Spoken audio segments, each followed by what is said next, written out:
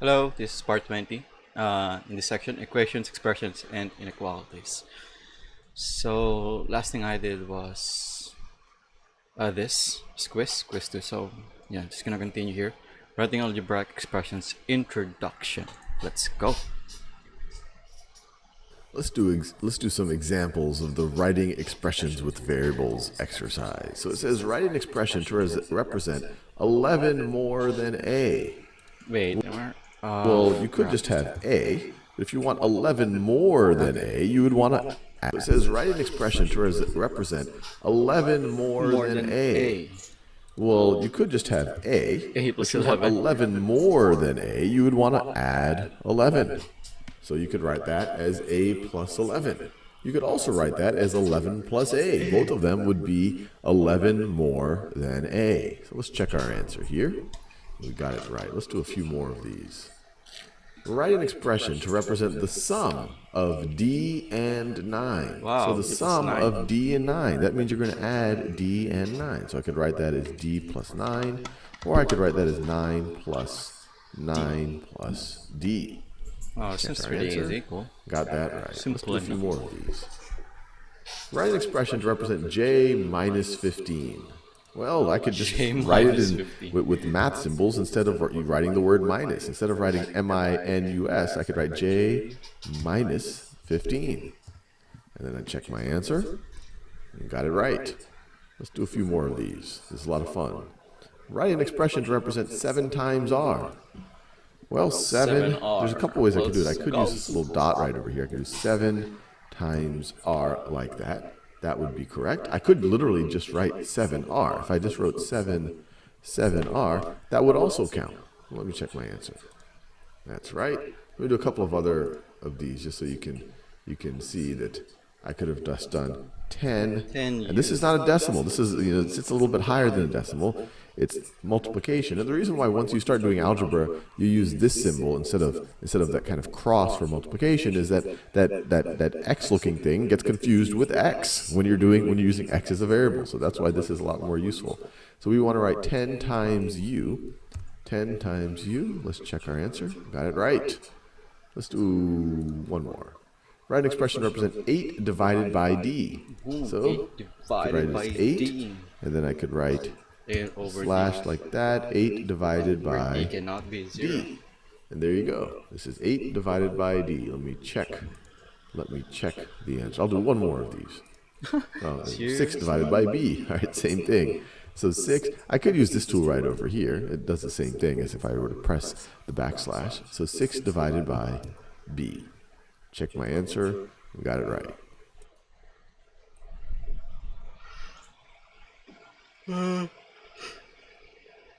Article video. Why do we have math if we can describe things in words?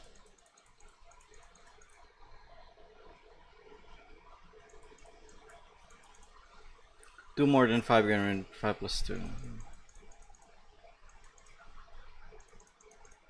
3 more than x. But why? Why is math if we can describe things in words?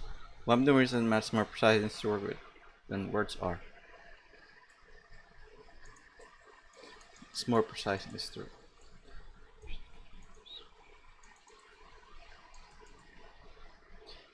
Plus sum more than increased by. Subtracted minus difference less than increased by. Times product. Divided quotient. For example, the third product also needs this one, so the product of 8 and k can be written as 8k. M decreased by 7. M minus 7, I guess.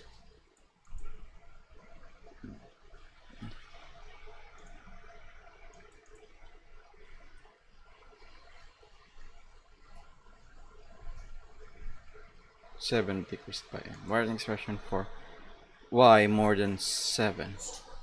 Holy shit! Y more than 7? Where is it? Oh my god, this could be wrong. Oh, what about the y plus 7? Writing expression 6.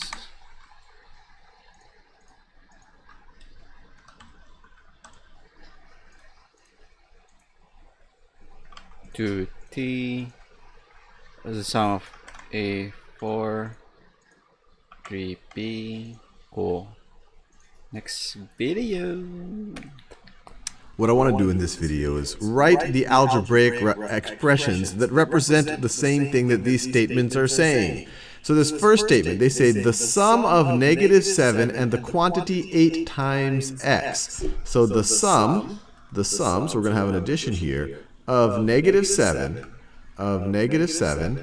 and the quantity 8 times x. So the quantity 8 times x, well, that's just 8x. So I can just write 8x over there. So it is -7 plus 8x. Or you could view this as the sum of -7 and the quantity 8 times x. Let's do the next one. Take the quantity -3 times x. So take the quantity -3 times x. Then add 1. And then add 1. 3x. And then add 1. So the quantity -3 times x, we can write that as -3x. And then we need to add 1 to that. So that's going to be plus 1. Now this one, -6 plus, so we can write -6 plus something, the product of -1 and x. So the product of -1 and x, that's just going to be -1x. -1x, which is the same thing as -x. So we can write this as -6 plus -x, or we can just write this. This is the exact same thing as -6 minus x. And we are done. Nice desu. What's this? What I want to do in this Oh, video, no, we're already done. Write an expression that means 8 less than the product of 7x. Oh shit, I should 7x minus 8? Insane. 8 less, so 7x minus 8. That's 8 less. Okay. Write an expression that means the sum of 6 and the product of 3D. Cool. 3D. Next video. first consider the expression for -5 plus the quantity of 4 times. Oh my god, how do I... Is my cam even on? Okay. It's like a freaking headless motherfucker. You could put it down a bit. I don't know. Alright. Cool. X. Now take the product of -8 and that expression and then add 6. So let's do it step by step. First we're going to have this expression, -5 plus something. So it's going to be -5 plus the quantity of 4 times x. The quantity of 4 times x, well, that's just going to be 4x. So it's going to be -5 plus 4x. So that's this expression up here. Now take the product of -8. So we're going to just take -8. And we're going to multiply the product of -8 and that expression. So we're going to take -8 and multiply it. So that expression is this thing. That expression is this thing right over here. So the product, if we say the product of -8 and that expression is going to be -8 times that expression. That expression is -5 plus 4x. So that's -8. That's that expression. The product of the two. So we could put a multiplication sign there, or we could just leave that out, and implicitly it would mean multiplication. Take the product of -8 and that expression, and then add 6. So that's, and then add 6. So that would be then adding 6 right over here. So we could write it as -8, open parentheses, -5 plus 4x, and then add 6. Let's do one more. First consider the expression the sum of 7 and, so that's going to be 7 plus something, and the product of -2 and x. The product of -2 and x is -2x. -2x. So 7 plus -2x. We could write that as 7 minus 2x. So this is equal to 7 minus 2x. These are the same expression. What expression would be 4 plus? So now we're saying 4 plus the quantity of 2 times that expression. So it's going to be 4 plus some quantity. 4 plus the quantity, I'll put that in parentheses. The quantity of 2 times do this in magenta, of 2 times that expression, or in yellow. 2 times that expression, let me do this in blue. That expression is this thing right over here. So the 4 plus the quantity of 2 times that expression. 2 times 7 minus 2x. And we are done.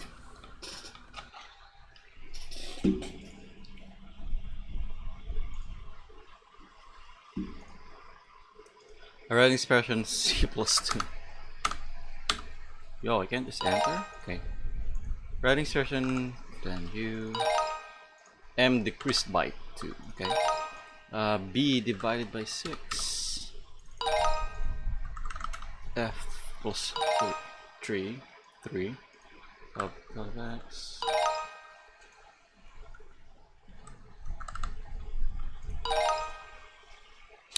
The difference 3, 2, 3. It's an expressions. Let's go. Represent 8 more than the product of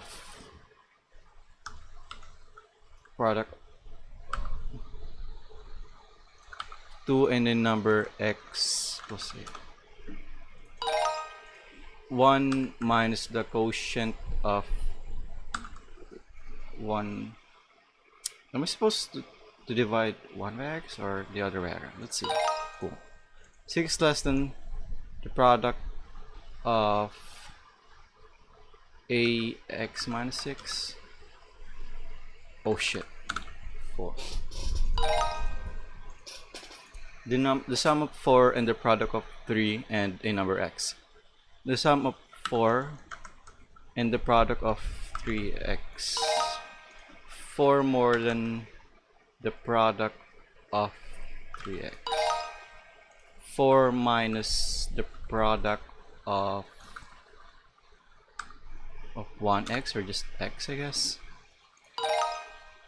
4 less than okay, x divided 5, no, minus 4.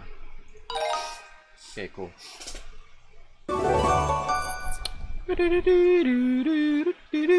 Writing basic algebra and word. Oh man, I hate word problems. Let's do a few examples of writing expressions to help us solve word problems.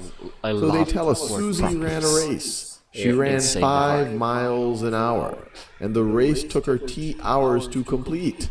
How long was the race? Write your answer as an expression. Wow. All right, if we were trying to figure out the number of miles, you'd want to take her speed, which is in miles per hour, so 5 miles per hour, times the number of hours.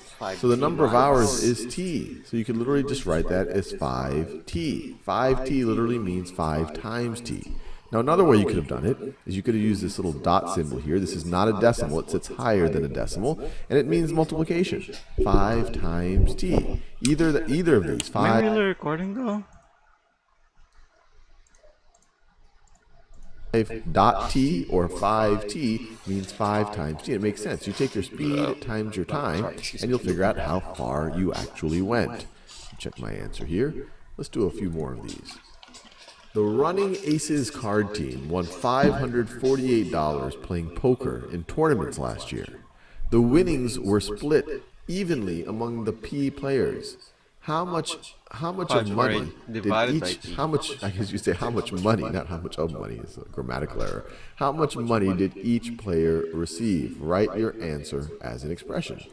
So they had $548, and they had to split it evenly among the P players. So they're going to split it. So I'm just going to do a backslash here, or I literally could have just clicked on this as well. 548 divided by P. I'm going to divide the amount of money we got amongst the number of players. So that's how much money each player actually receives. Let's check the answer. We got it right. Let's do a few more of these. Phil received a prize of X dollars from a poker tournament. The tournament cost him $100 to enter. What were Phil's net winnings from the tournament? Write your answer as an expression. Or his net winnings. Okay, he gets X dollars. X minus 100. It's not like he just walks away with X. I mean, he does get the X dollars, but he had to pay something to enter the tournament. He had to pay $100 to enter the tournament. So, for example, if X was $105, he wins $105. But if he had to spend $100 to enter the tournament, then his net would be 105 minus 100, or $5. So this is giving us the net. We're getting how much he got, but we're subtracting how much he actually had to spend. Let's do one more of these. Hillary made 48 chocolate chip cookies and Y sugar cookies. How many total cookies did Hillary make? Well, 48 chocolate chip cookies, and then to add that, the number of sugar cookies she made, and there you have it. That's the total number of cookies she made. If she made 2 sugar cookies, Y would be 2, and she would have made a total of 50 cookies. If she made 100 sugar cookies, then this would be 100 plus 48, which would be 148 total cookies. Makes sense. So hopefully that gives you a little bit of practice, and I encourage you to do this exercise so you get a lot more practice. Okay, I will. What's next? With an article and another video. Okay. Daniel makes $100 each week. He worked for X weeks this summer.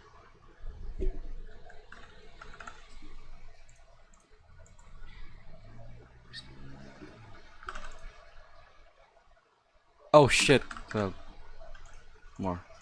Ben is $3, Cam is 7 fewer dollars, and how much does Cam?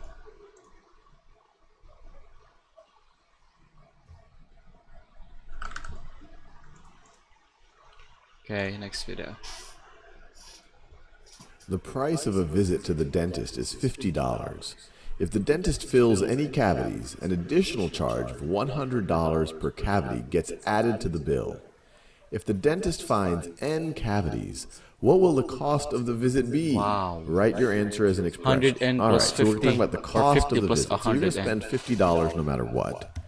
And then you're going to get, an additional charge of $100 per cavity. They tell us an additional charge of $100 per cavity.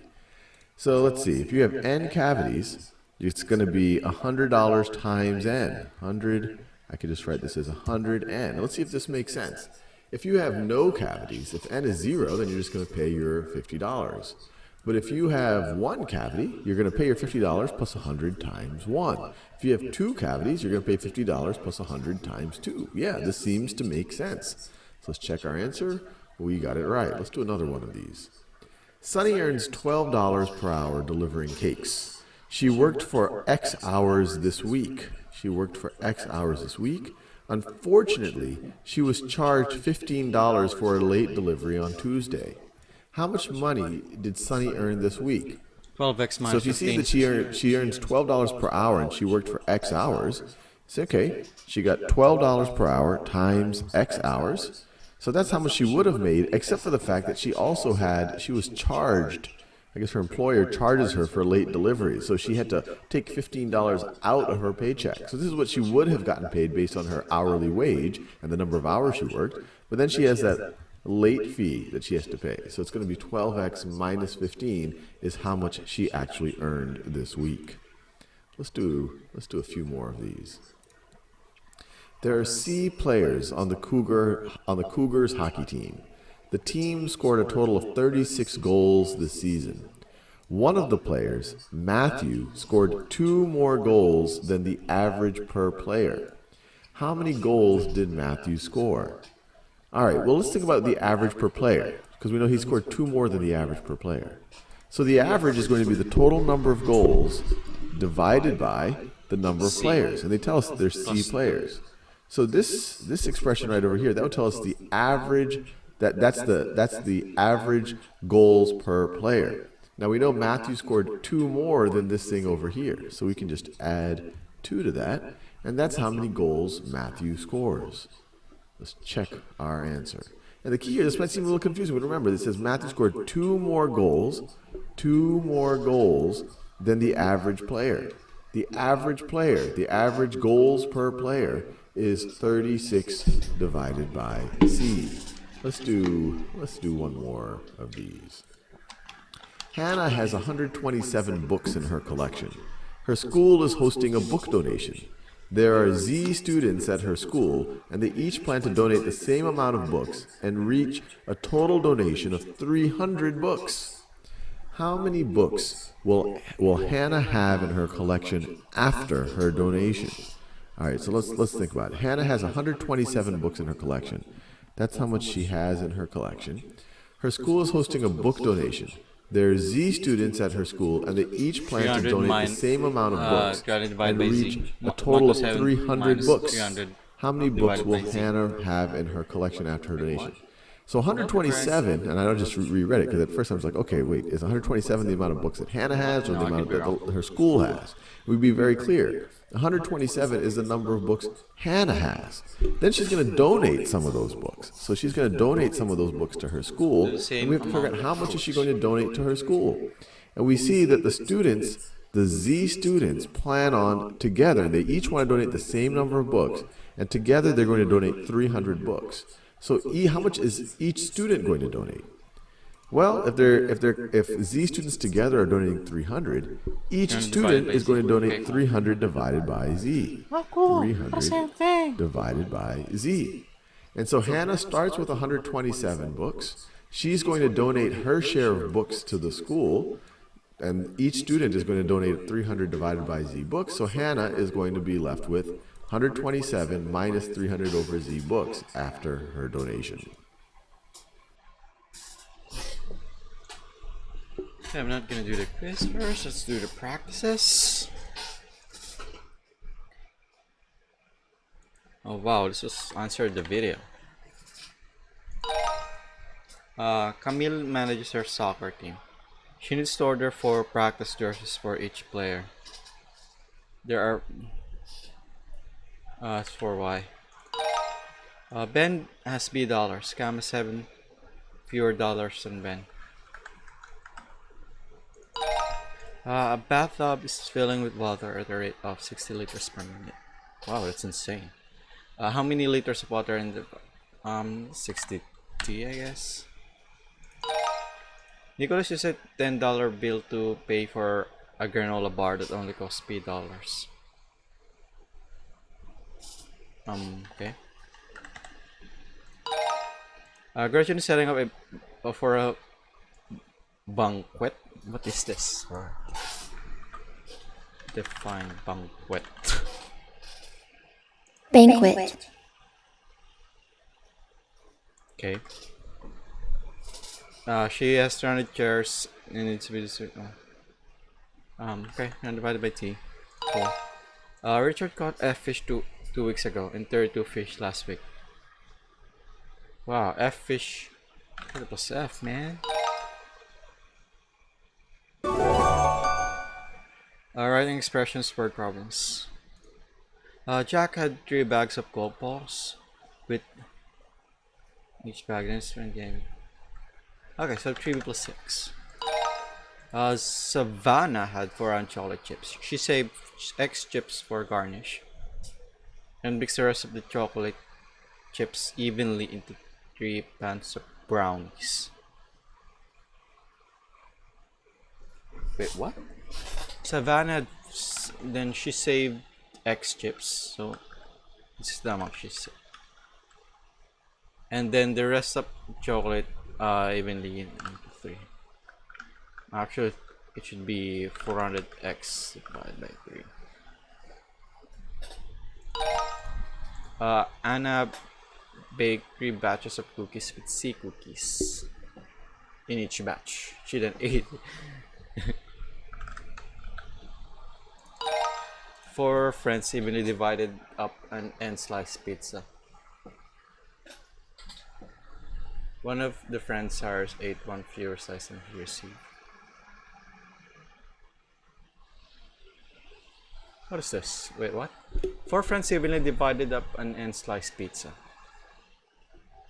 One of the friends, Harris, ate 1 fewer slice than he received. Okay, so this is 4 divided minus 1.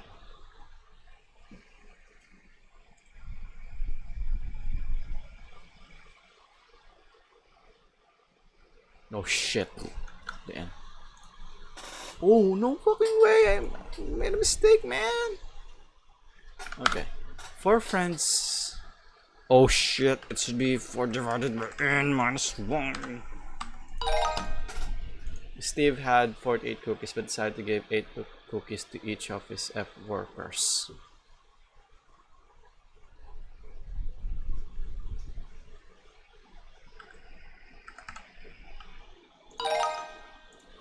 Grandma Gertrude gave 10 pieces of sugar and Grandma.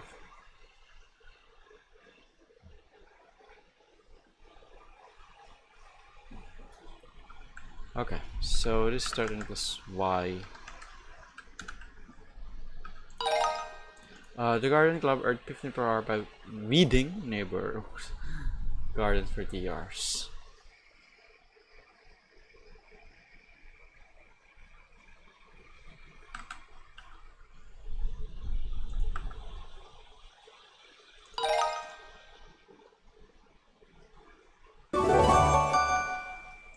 Oh man, 7 questions for this. I hate it. Serious P paintings in his art collection. He and other local collectors agreed to donate a total of 48 paintings to the local museum.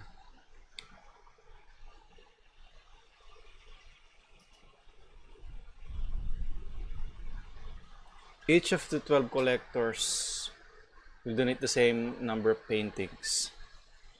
Okay, so the 12 for wait, what? Oh, just P paintings minus 48 divided by 12.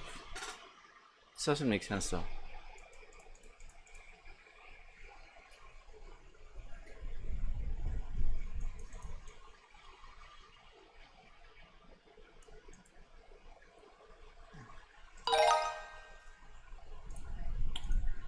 Eleven lost her marbles, but then she found them and put them in 4 bags with M marbles in each bags.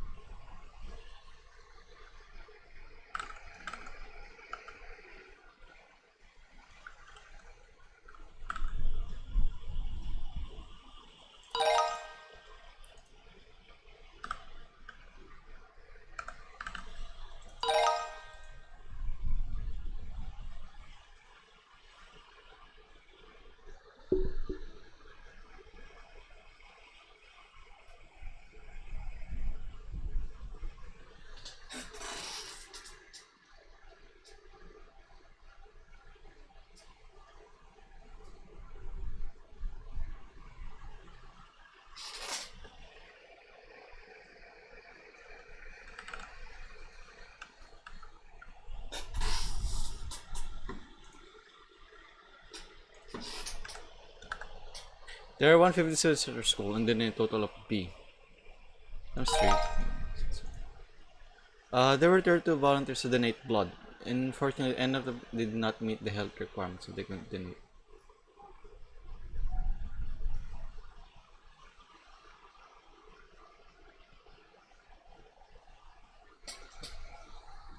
There were volunteers minus N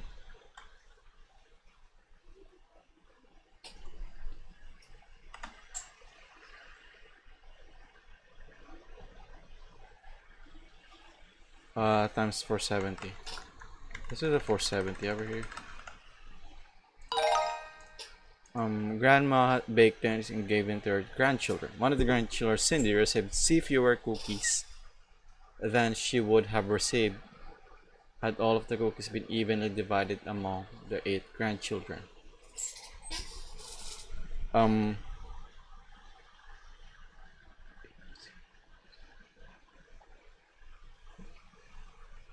know what it's supposed to mean.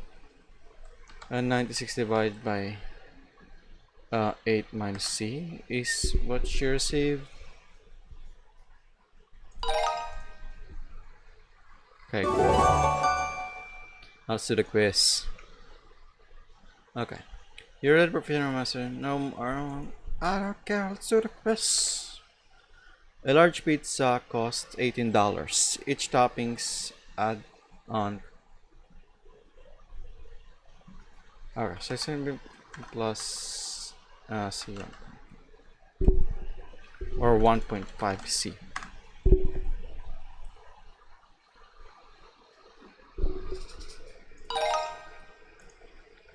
The sum of 1 and the product of 1 in a number. What the heck? Donald as X $20 bills and 1.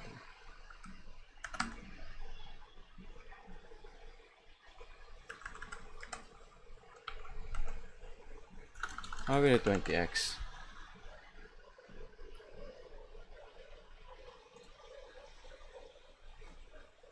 No way.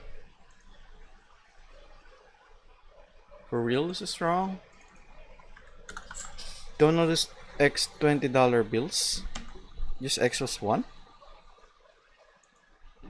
Oh shit, $10 bill, bitch.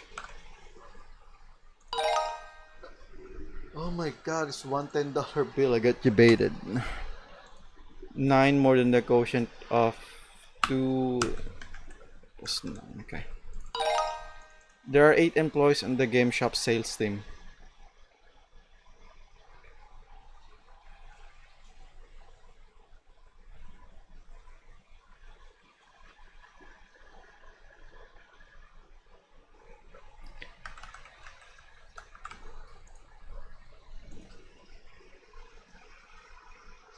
Why did I write 7? Oh my god.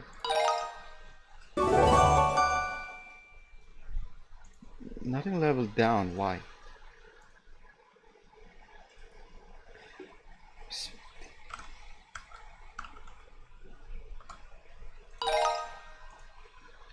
One minus the product of 4 and X. Angela shared a cab with her friends. When they arrived at the destination, they evenly divided the J among the 3 of them. In total. Alright, 8 less than the product of 2x minus 8. Sarah received $55 for her birthday. She used some of that money to buy three shirts priced at each. Okay, cool. Oh wow, cool, insane. I already got the first quiz. How many quiz do we have? 4, 5, 6, 7 quiz. Oh my god, 4 more. Okay, I'm gonna go take a leak for a second. I'll be back. I'm back, boys. I'm back. Okay, 15 minutes. Algebraic equation basics. Got me right there. Just a second. I'll be back again.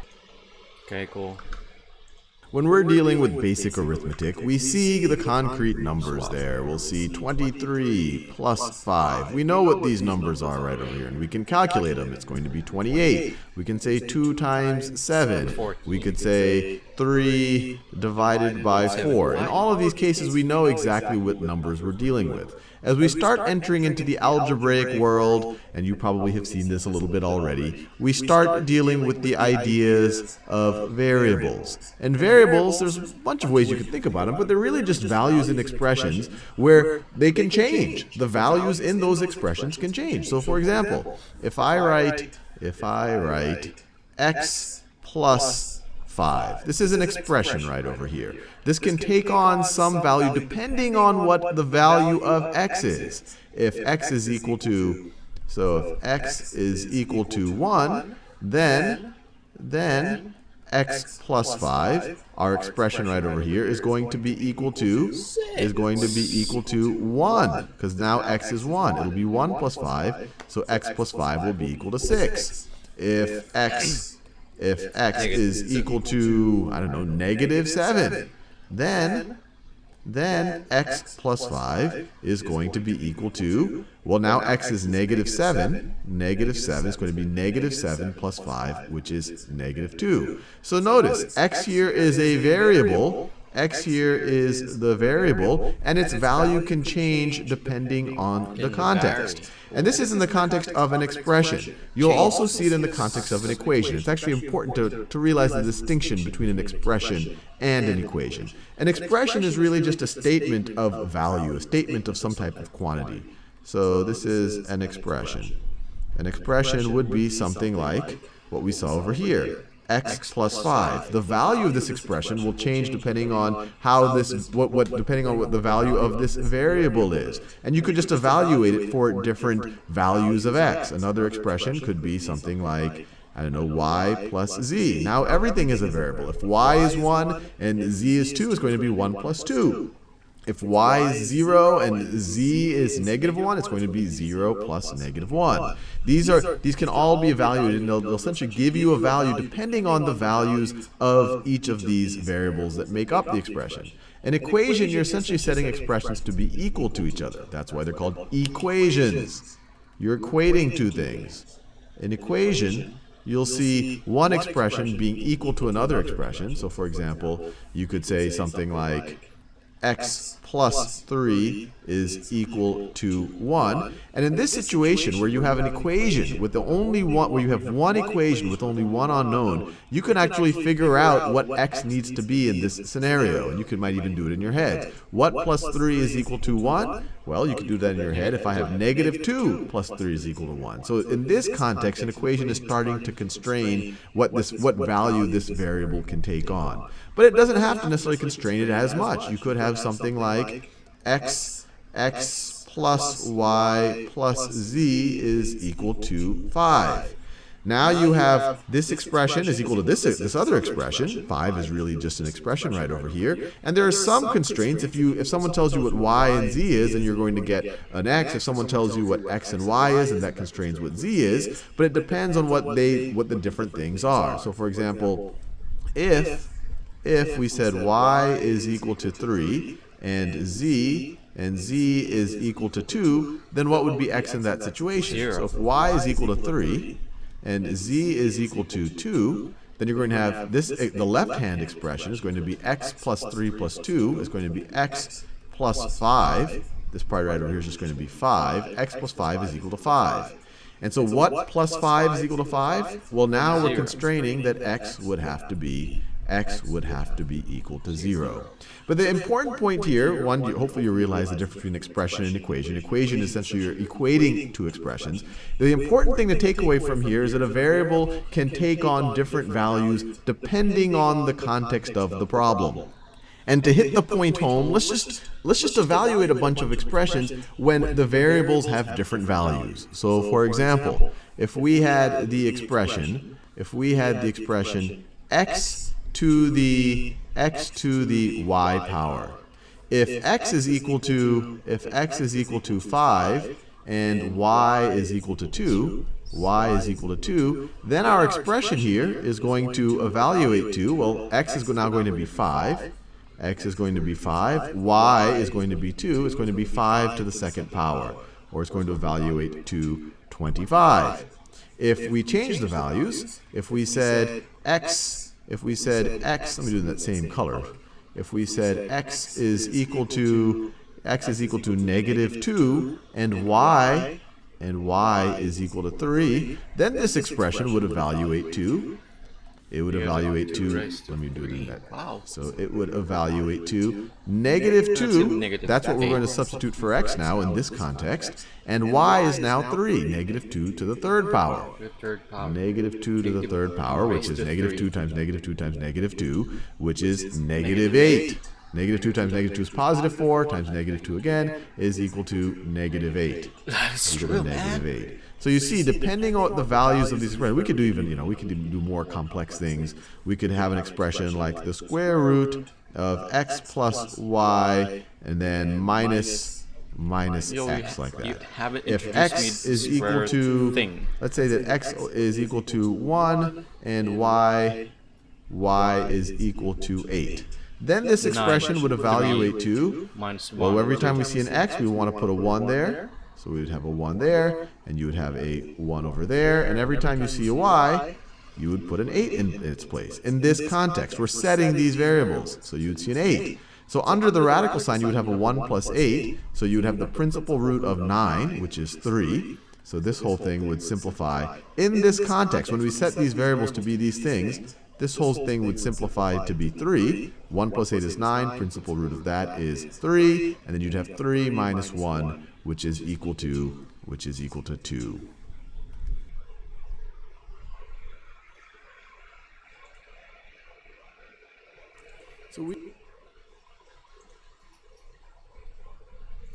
So we've got an equation here. It says 5 times x minus 3 is equal to 4 times x plus 3.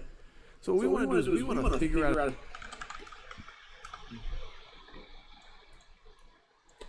an x that satisfies it. So there's some number that if I take 5, multiplied by that number, subtract 3 from it, that's going to be the same thing as if I take 4 times that number and add 3 to it.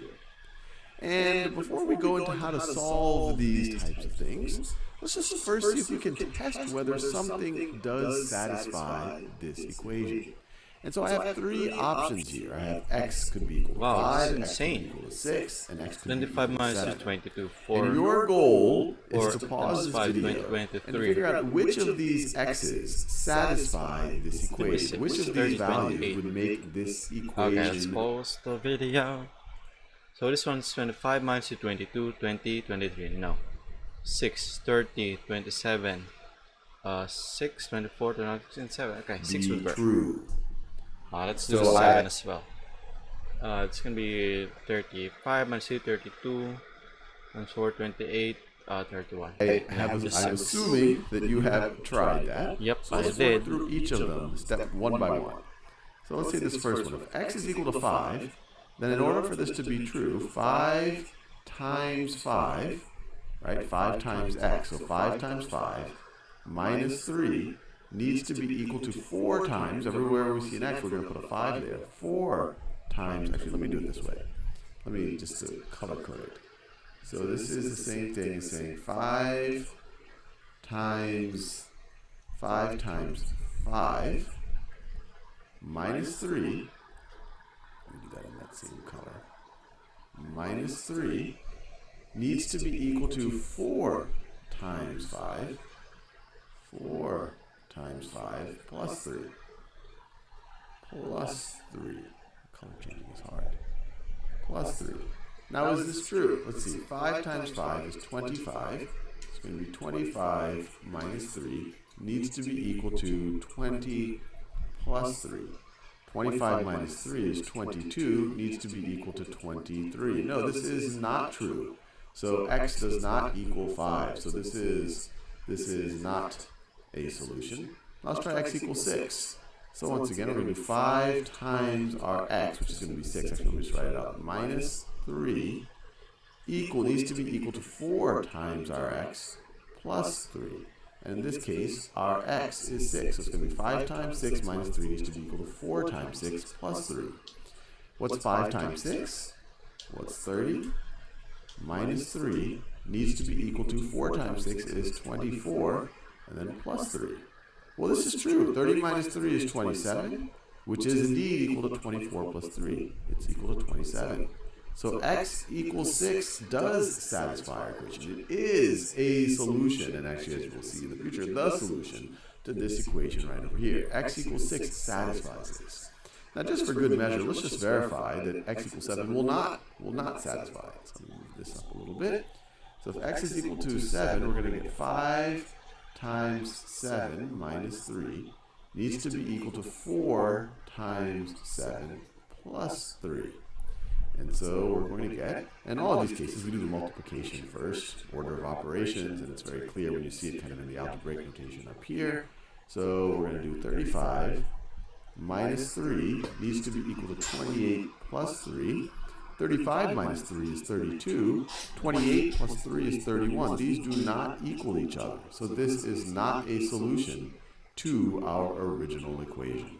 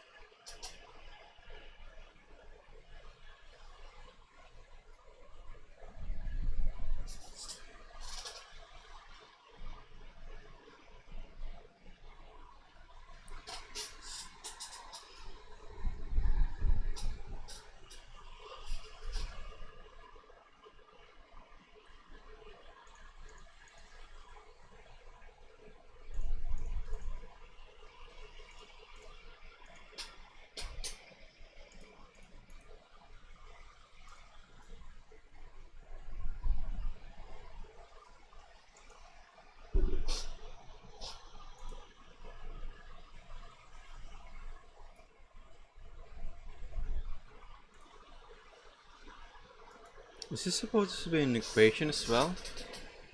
Oh no. I don't know. Cool. This is an inequality. This is an expression. Okay. So you call this inequality. Okay, cool. This is inequality. This is an expression. An equation. Cool. I don't have better expressions. Alright. Inequality. It's already correct. Wait. Okay. Which of the following phrases are equations? Equation, equation, equation. I didn't have very sure. Okay. Equation, inequality, and expression.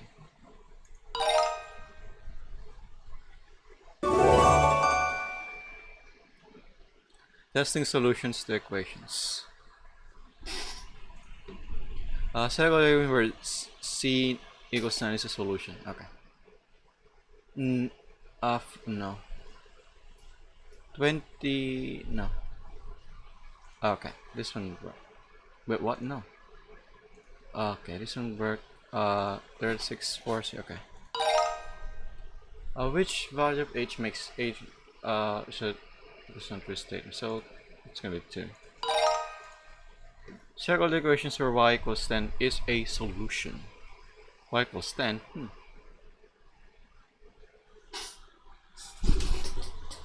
Oh, okay. No, this is 21. This is okay. This is gonna work. It's gonna work as well. No. Then no.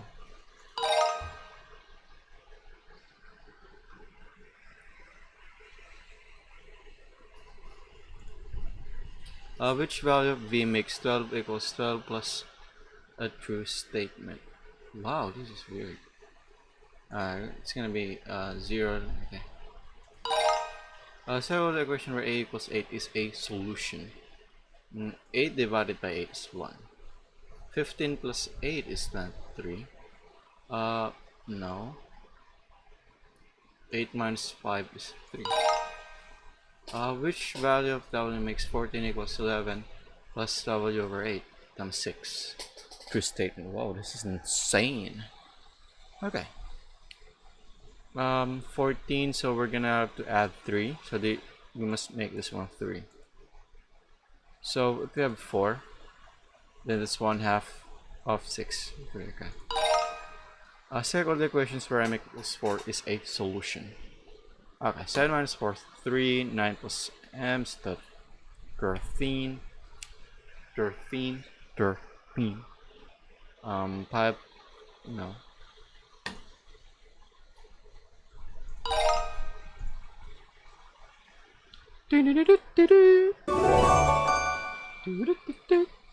One-step equations intuition.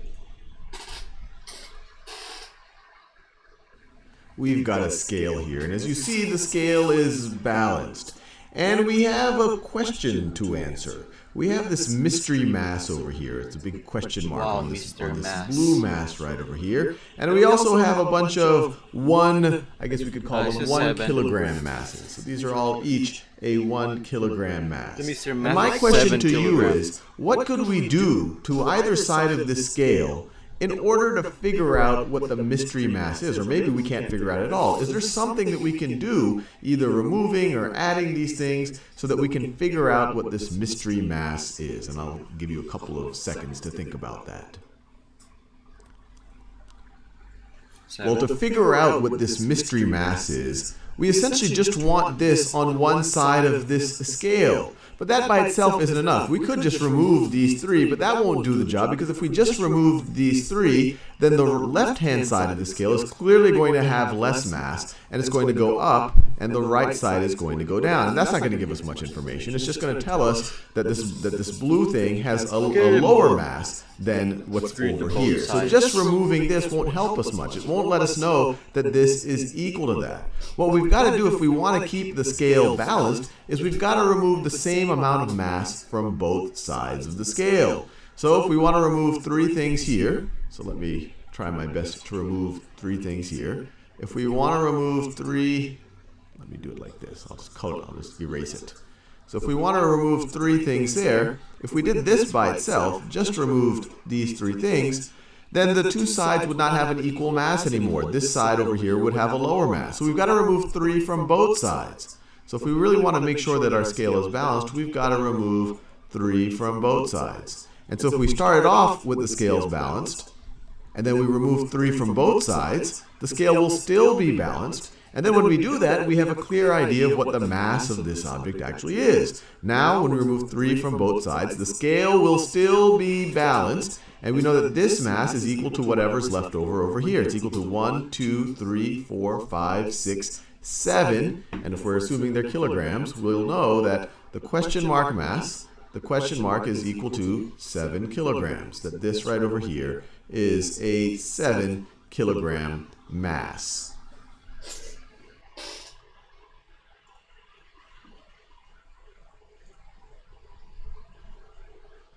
I now want to refigure out what this mystery mass is, but we're going to start... I'm going to eat food. I'm feeling so hungry right now. I'm back. Okay. I now want to refigure out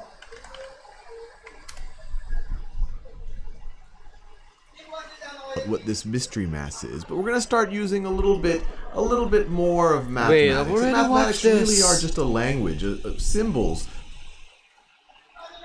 for representing... This is different shit, right? Yeah.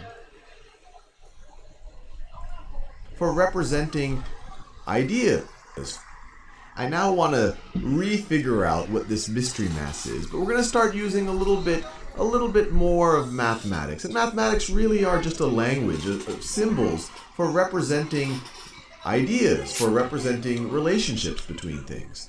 And so the first thing I want you to do is think about if you can express a relationship mathematically between this side of the scale and that side of the scale. And I'll give you some hints. We know that they have equal mass, so maybe you can set up some type of relationship using an equal sign, somehow showing that this right over here is equal to that. And I'll give you a few seconds to do that. So let's think about it a little bit. What do we have on this side? Well, we have our mystery mass, and I'll represent that mystery mass by the question mark right over here. No, it's 10. That's not the only thing. Right over here, I'll just add. We'll 7, 8, 9, 10, yeah. assume that we're dealing with kilograms. So we have the 3 kilograms. So let me, right over here, I'll just add. We'll assume that we're dealing with kilograms. So we have the mystery mass in kilograms plus 3 more kilograms. That's what we have here on the left-hand side. Now, what do we have here on the right-hand side? Well, we just have 1, 2, 3, 4, 5, 6, 7, 8, 9, 10 kilograms. So we just have 10. We just have 10 on the right-hand side.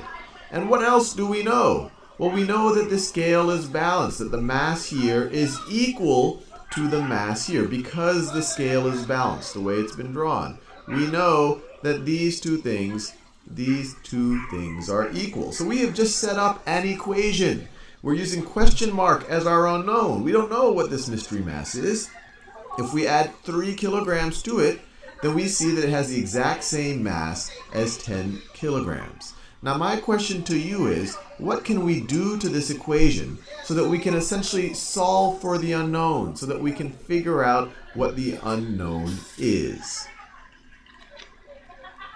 Well, we saw in the last little problem that we had that if we wanted to figure out this mystery mass, we had to remove 3 of these 3 kilograms from both sides. If we just remove 3 kilograms from one side, then the scale wouldn't be balanced anymore. And we really wouldn't be able to say that the mystery mass is equal to the thing on the right. In order to say they're equal, the stuff has to actually be balanced.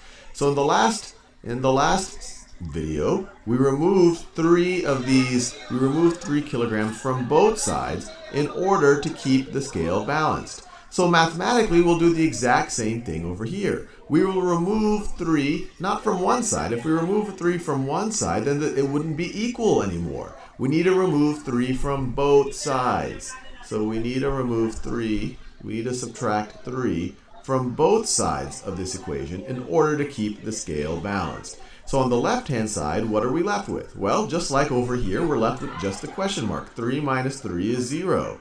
So on the left-hand side, we're left with just the question mark. And on the right-hand side, On the right-hand side, we're left with 10 minus 3, which is 7.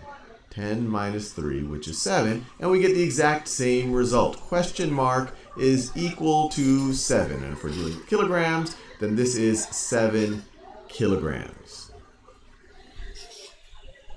It took it 3 minutes to express that. Okay, dividing both sides of an equation. So we have our scale again. We've got some masses on the left-hand side and some masses on the right-hand side. And we see that our scale is balanced. We have the same total mass on the left-hand side that we have on the right-hand side. Instead of labeling the mystery masses as question mark, I've labeled them all X. And since they all have an X on it, we know that each of these have the same mass. But what I'm curious about is, what is that mass? What is the mass of each of these mystery masses, I guess we could say. And so I'll let you think about that for a second. How would you figure out what the mystery mass, what this X value actually is? How many kilograms is the mass of each of these things? What could you do to either one or both sides of this scale? And I'll give you a few seconds to think about that. So you might be tempted to say, well, if I could end up with just one mystery mass on the left-hand side, then it's going to be equal to, and if I keep my scale balanced, then that thing's going to be equal to whatever I have on the right-hand side. And that part would actually be a true statement. But then to get only one of these mystery masses on the left-hand side, you might say, well, why don't I just remove two of them? You might just say, well, let me just remove, let me do a good color for removing. Why don't I just remove that one and that one? And then I'll just be left with that right over there. But if you just removed these two, then the left-hand side is going to become lighter, or it's going to have a lower mass than the right-hand side. So it's going to move up, and the right-hand side is going to move down. And then you might say, okay, I understand. Whatever I have to do to the left-hand side, I have to do to the right-hand side in order to keep my scale balanced. So you might say, well, why don't I remove two of these mystery masses from the right-hand side?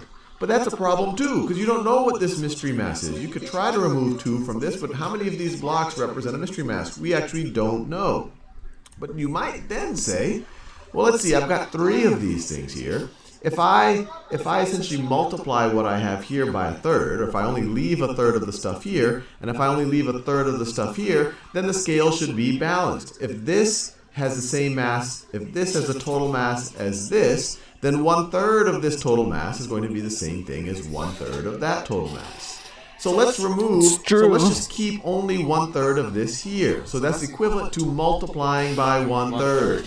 So if we're only going to keep 1/3 there, we're going to be left with only one of the masses. And if we only keep 1/3 here, let's see, we have 1, 2, 3, 4, 5, 6, 7, 8, 9 masses. If we multiply this by 1/3, or if we only keep 1/3 of it there, 1/3 times 9 is only 3, or it's 3. So we're going to remove these, and so we have 1/3 of what we originally had on the right-hand side and 1/3 of what we originally had on the left-hand side. And they will be balanced, because we took 1/3 of the same total masses. And so what you're left with is just one of these mystery masses, this X thing right over here, whatever X might be, and you have 3 kilograms on the right-hand side.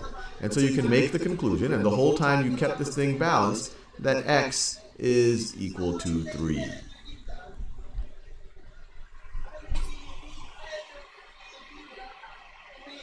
So once again, we have three equal, or we say three identical objects. They all have the same mass, but we don't know what the mass is of each of them. But what we do know is that if you total up their mass, it's this.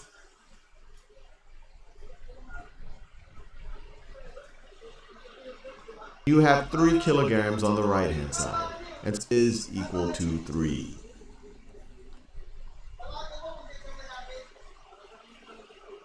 It's the same exact mass as these 9 objects right over here. Each of these 9 objects have a mass of 1 kilogram. So in total, you have 9 kilograms on this side, and over here you have 3 objects. They all have the same mass, and we don't know what it is. We're just calling that mass X. And what I want to do here is try to tackle this a little bit more symbolically. In the last video, we said, hey, why don't we just multiply 1/3 of this and multiply 1/3 of this, and then we're going to keep things balanced because we're taking 1/3 of the same mass. That this total is the same as this total. That's why the scale is balanced. Now let's think about how we can represent this symbolically. So the first thing I want you to think about is, can we set up an equation? So can we set up an equation that expresses that we have these three things of mass x, and that in total their mass is equal to the total mass over here. Can we express that as an equation? I'll give you a few seconds to do it.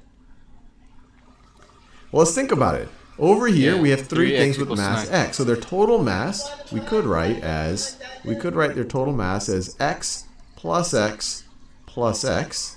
And over here we have 9 things with mass of 1 kilogram. I guess we could write 1 plus 1 plus 1. That's 3 plus 1 plus 1 plus 1 plus 1. How many is that? 1, 2, 3, 4, 5, 6, 7, 8, 9. And actually, this is a mathematical representation. And we've set it up as an equation. This is an algebraic representation. It's not the simplest possible way you can do it, but it is a reasonable way to do it. If we want, we can say, well, if I have an x plus another x plus another x, I have 3 x's. So I could rewrite this as 3x, and 3x will be equal to, well, if I sum up all of these ones right over here, 1 plus 1 plus 1, we're doing that. We have 9 of them, so we get 3x is equal to 9. And let me make sure I do that. 1, 2, 3, 4, 5, 6, 7, 8, 9.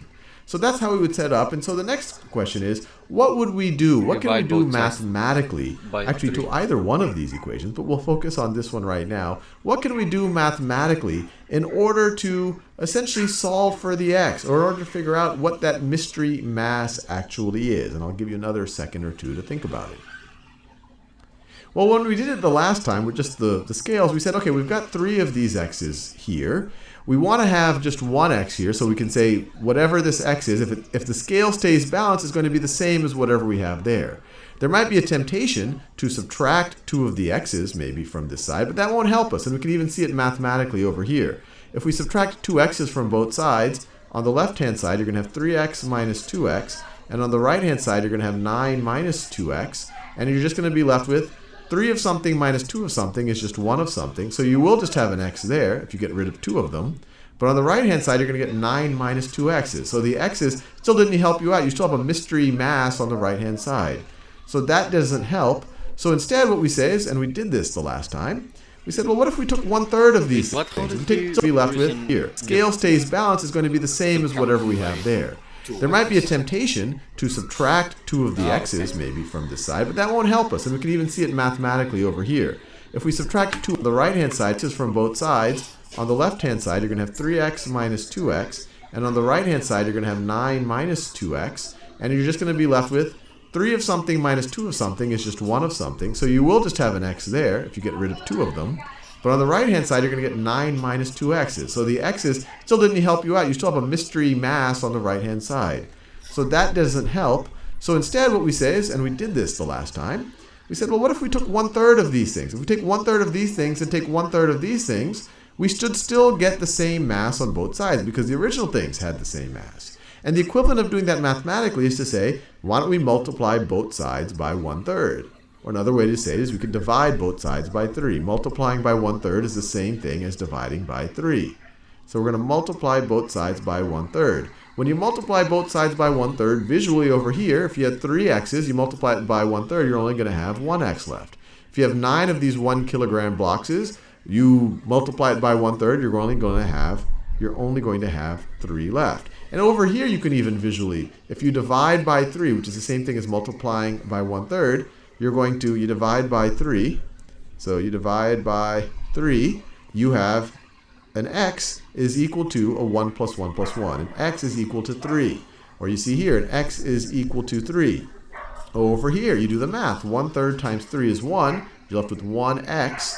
So you're left with x is equal to 9 times 1/3. Or you could even view it as 9 divided by 3, which is equal to 3.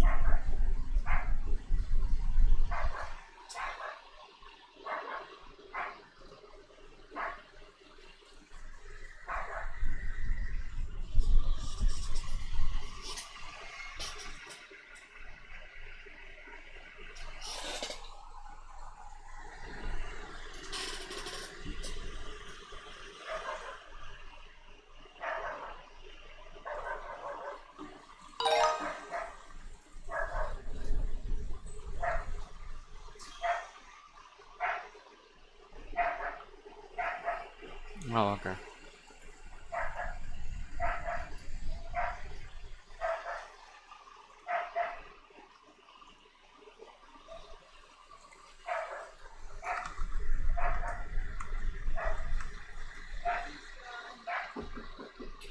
Check. I'm back. Oh, okay. Supposed to be like this? Okay, cool. Write an equation. Okay.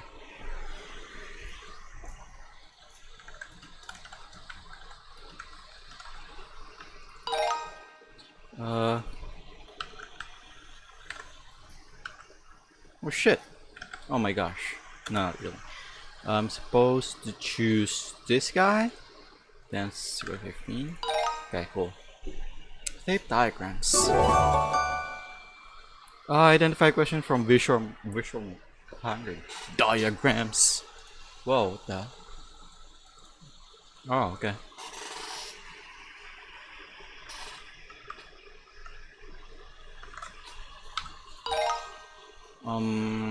Let's see. 27 equals b plus 9.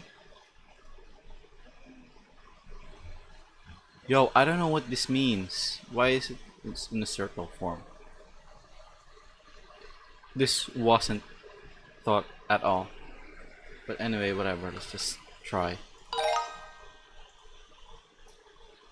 Why is it like that? It's so fucking weird.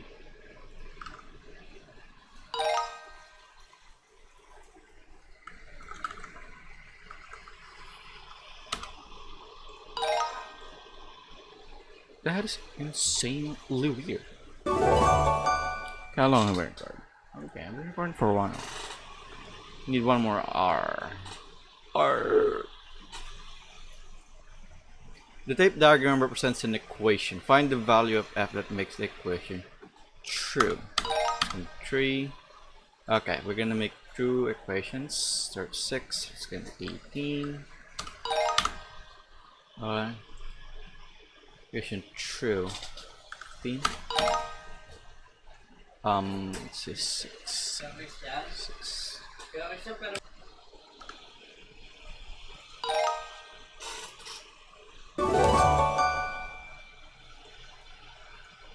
One step addition subtraction equation.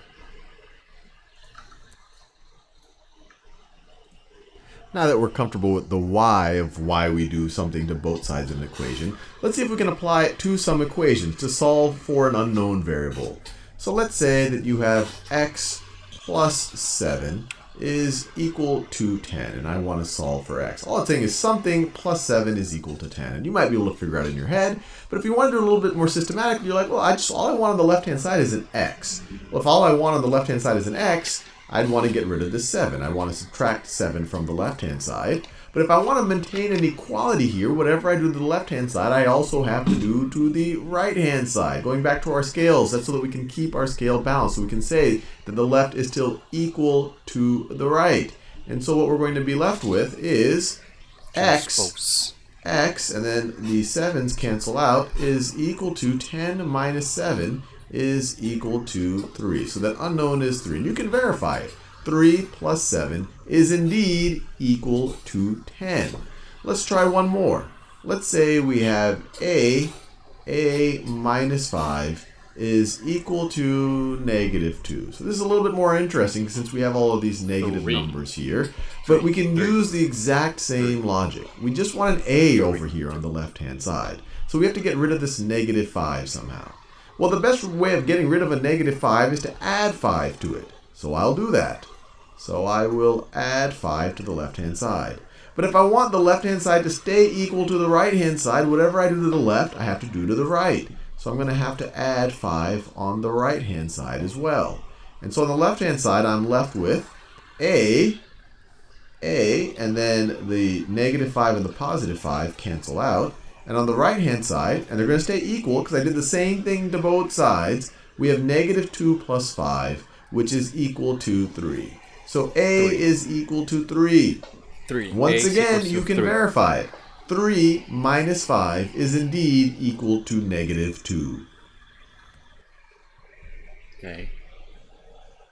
Okay. Solve for a and check your solution. We have a plus 5 is equal to 54.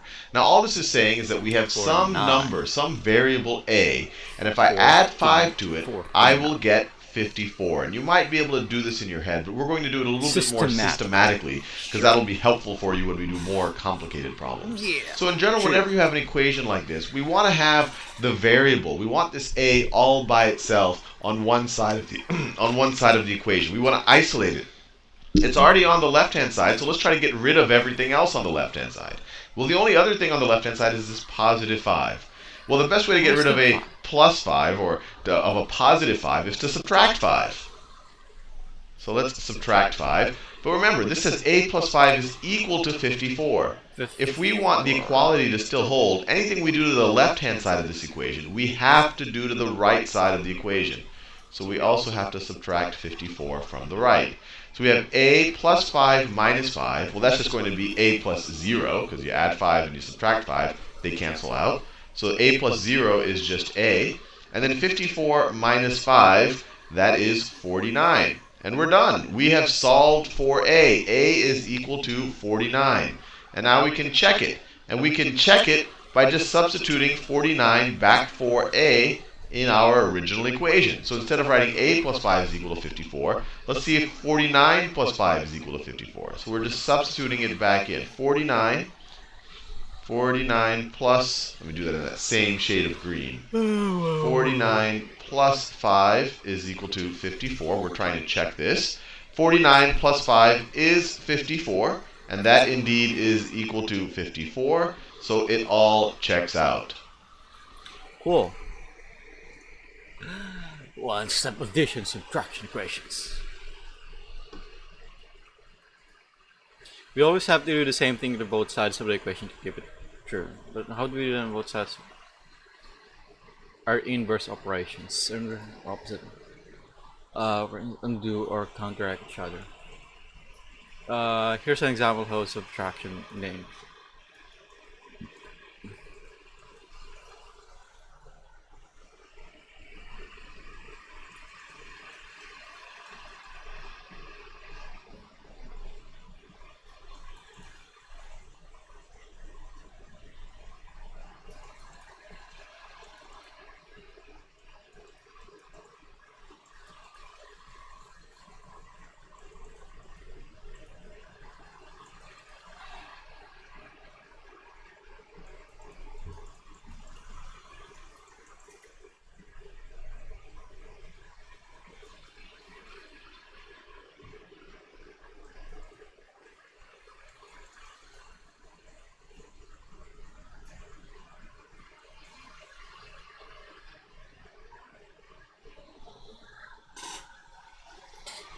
Plus 18.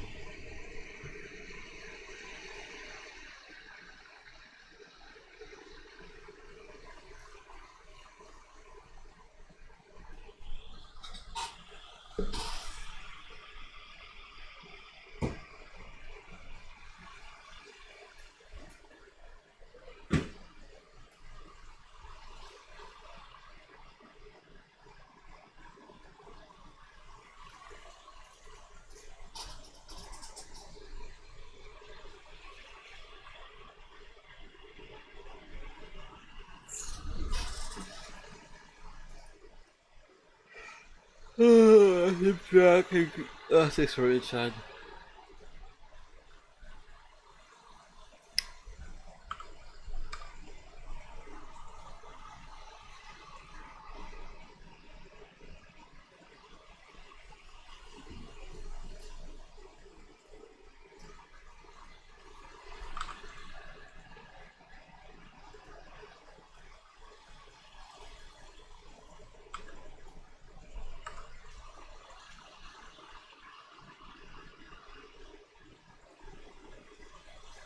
Wait, is it the same thing? Just swap? Okay. Let's give ourselves some practice solving equations. So let's say we had the equation 1/3 plus a is equal to 5/3. what is the a that makes this equation 4 true? thirds. If I had 1/3 plus this a, what does a need to be in order for 1/3 to that, in order for 1/3 plus that to be equal to 5/3?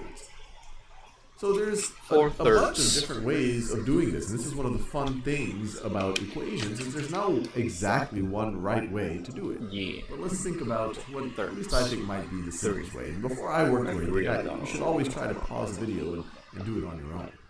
So what I like to think about is, well, can I have just my a on one side of the equation, since it's already on the left-hand side? Let's see if I can keep it on the left-hand side, but get rid of this 1/3 somehow. Well, the easiest way I can think of getting rid of this 1/3 is to subtract 1/3 from the left-hand side of the equation.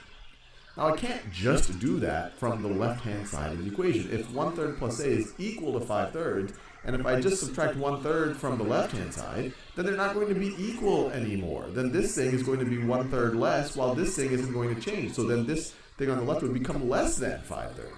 So in order to hold the equality, whatever I do on the left-hand side, I have to do on the right-hand side as well.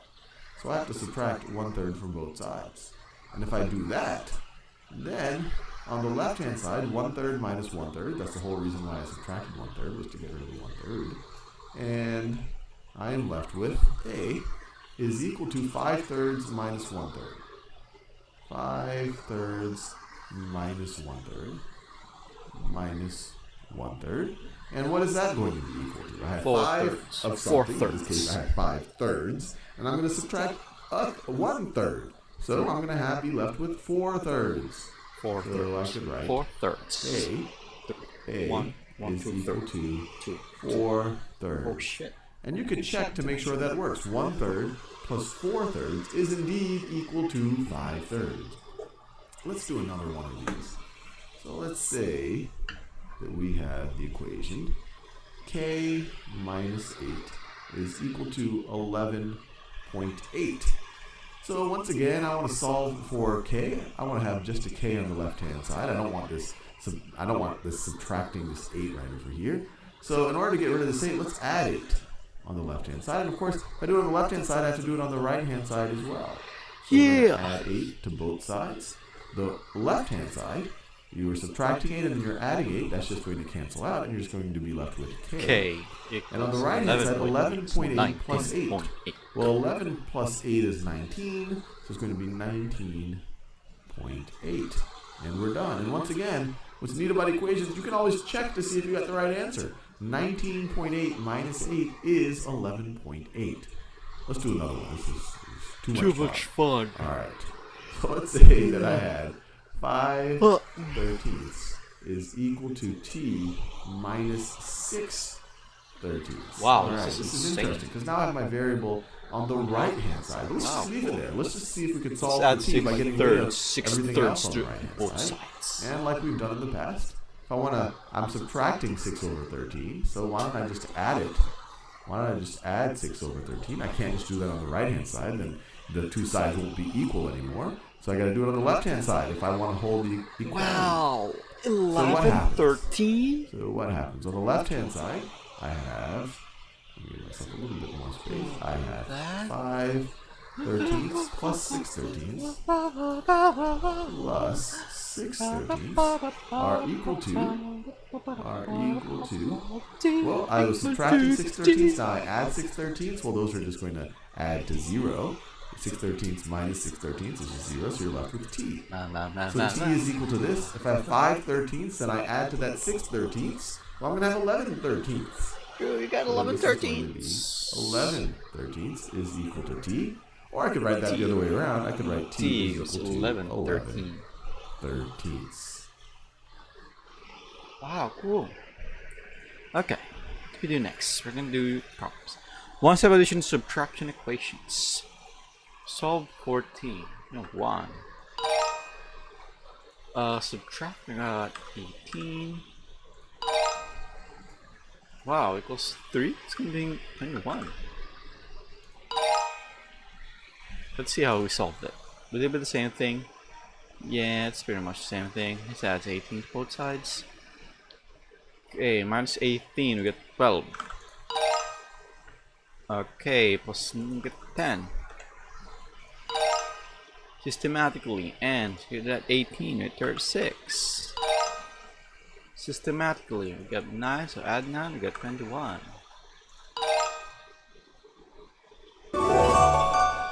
Okay, cool. One-cell addition, subtraction equations, fractions, and decimals. Okay, cool. Subtract. Oh shit! Wow, this is insane. Okay. Let's see. This is prime, so it's gonna be 5 times 8. So C is equals to 4/5 minus 1/8. It's gonna be, it's a cross thingy. So wait, what's supposed to? Yeah, I think 40, and we got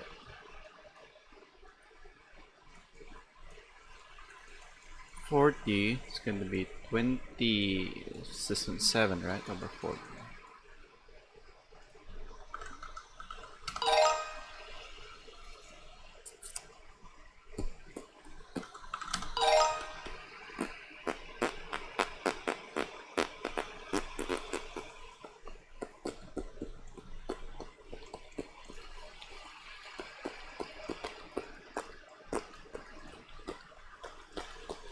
Oh shit, I don't need to say 11, 13. 2.17 and 1.1. Oh shit. Oh fuck. Oh. Oh fuck. I'm an idiot. I didn't think that through enough.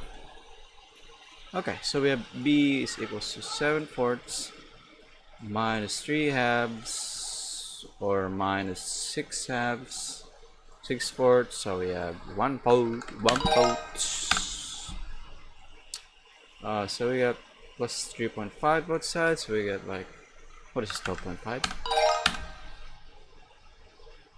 So add. So we have F is equals to 13/9.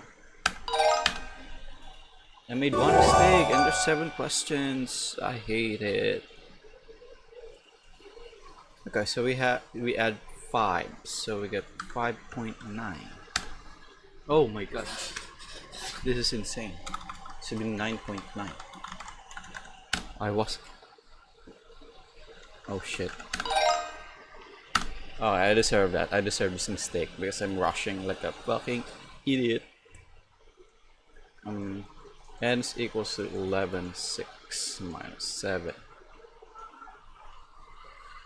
9, so they're gonna 18, so 18,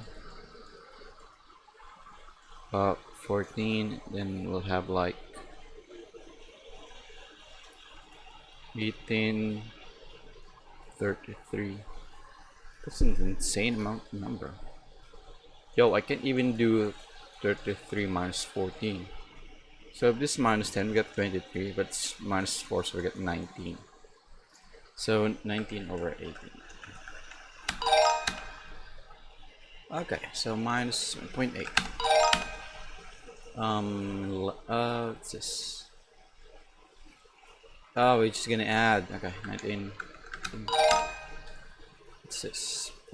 Let's deduct 0.75, so 0.5. Okay. 5/4 minus 4. No, not really 4. You have 12, 15.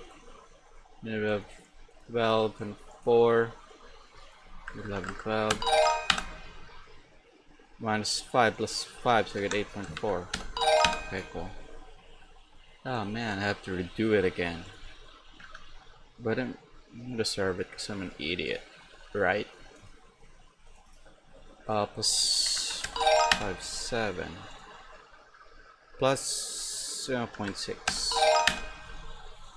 Minus 8, so we have a plus 8, 19.8. Minus 7 to 4, or 1/2. Minus 2.2, we get 4. Solve equation 7. Okay, minus 1, 7. Plus 8, 13. 13 over 9. Nice, cool. Times it. Okay.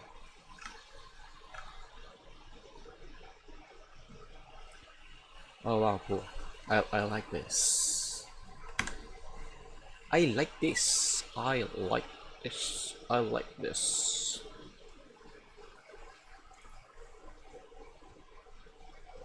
Let's say we have the equation 7 times x.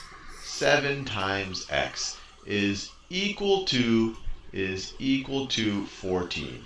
Now, before even trying to solve this equation, what I want to do is think a little bit about what this actually means. 7x equals 14. This is the exact same thing as saying 7 times x. Let me write it this way. 7 times x, do the x in orange again. 7 times x is equal to 14.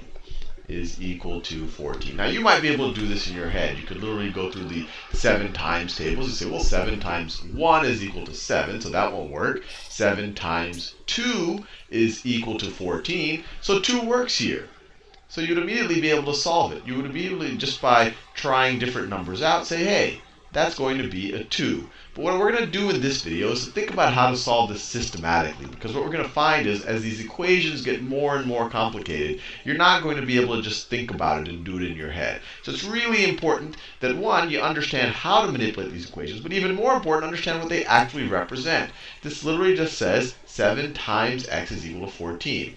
In algebra, we don't write the times there. When you write two numbers next to each other, or a number next to a variable like this, it just means that you are multiplying. It's just a shorthand notation. And in general, we don't use the multiplication sign because it's confusing, because x is the most common variable used in algebra. And if I were to write 7 times x is equal to 14. If I write my times sign or my x a little bit strange, it might look like xx or times times. So in general, when you're dealing with equations, especially when one of the variables is an x, you wouldn't use the traditional multiplication sign. You might use something like this.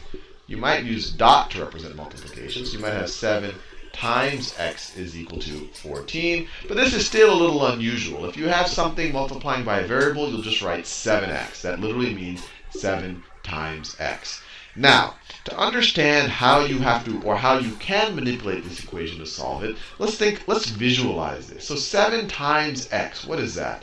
That's the same thing. So I'm just going to rewrite this equation, but I'm going to rewrite it in visual form. So 7 times x. So that literally means x added to itself 7 times. That's the definition of multiplication. So it's literally x plus x plus x plus x plus x. Let's see, that's 5x's plus x plus x. So that right there is literally 7x's. This is 7x right there. Let me rewrite it down. This right here is 7x. Now, this equation tells us that 7x is equal to 14. So it's saying that this is equal to 14. Now, let me just draw 14 objects here. So let's say I have 1, 2, 3, 4, 5, 6, 7, 8, 9, 10, 11, 12, 13, 14. So literally we're saying 7x is equal to 14 things. These are equivalent statements. Now the reason why I drew it out this way is so that you really understand what we're going to do when we divide both sides by 7. So let me erase this right here. So the standard step whenever, oh, I didn't want to do that. Let me do this.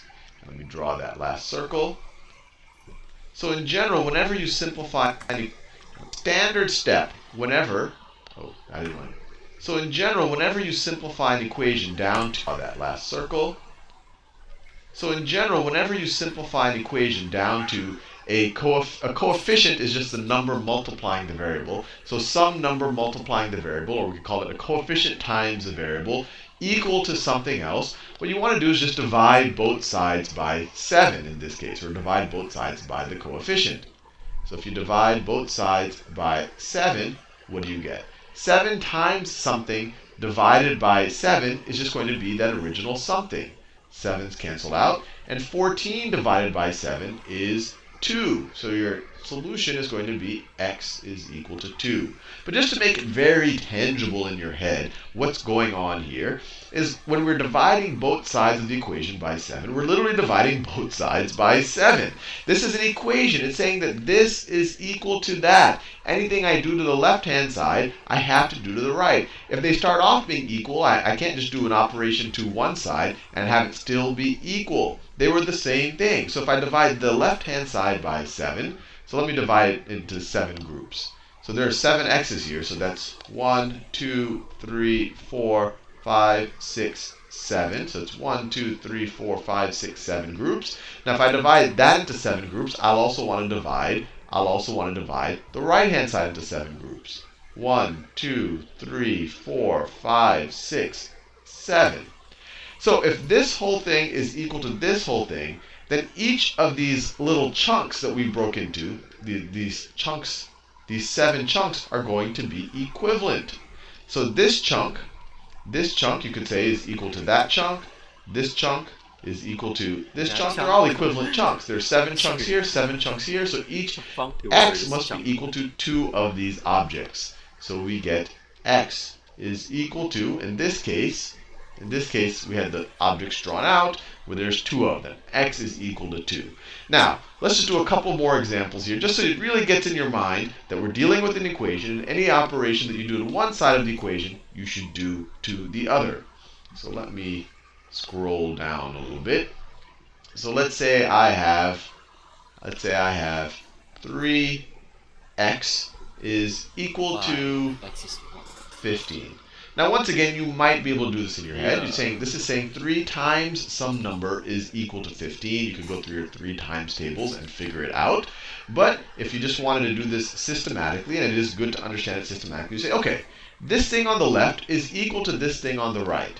What do I have to do to this thing on the left to have just an x there? Well, to have just an x there, I want to divide it by 3. And my whole motivation for doing that is to have 3 times something divided by 3, the 3's will cancel out, and I'm just going to be left with an x. Now, 3x was equal to 15. If I'm dividing the left side by 3, in order for the equality to still hold, I also have to divide the right side by 3. And what does that give us? Well, the left-hand side, we're just going to be left with an x, so it's just going to be an x.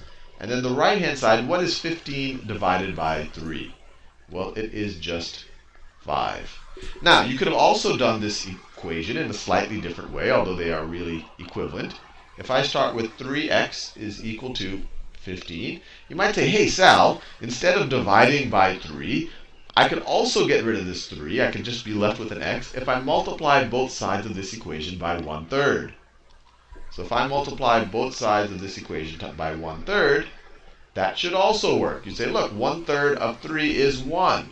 Right? When you just multiply this part right here, 1/3 times 3, that is just 1. 1x is equal to 15 times 1/3 is equal to 5. And 1 times x is the same thing as just x. So this is the same thing as x is equal to 5.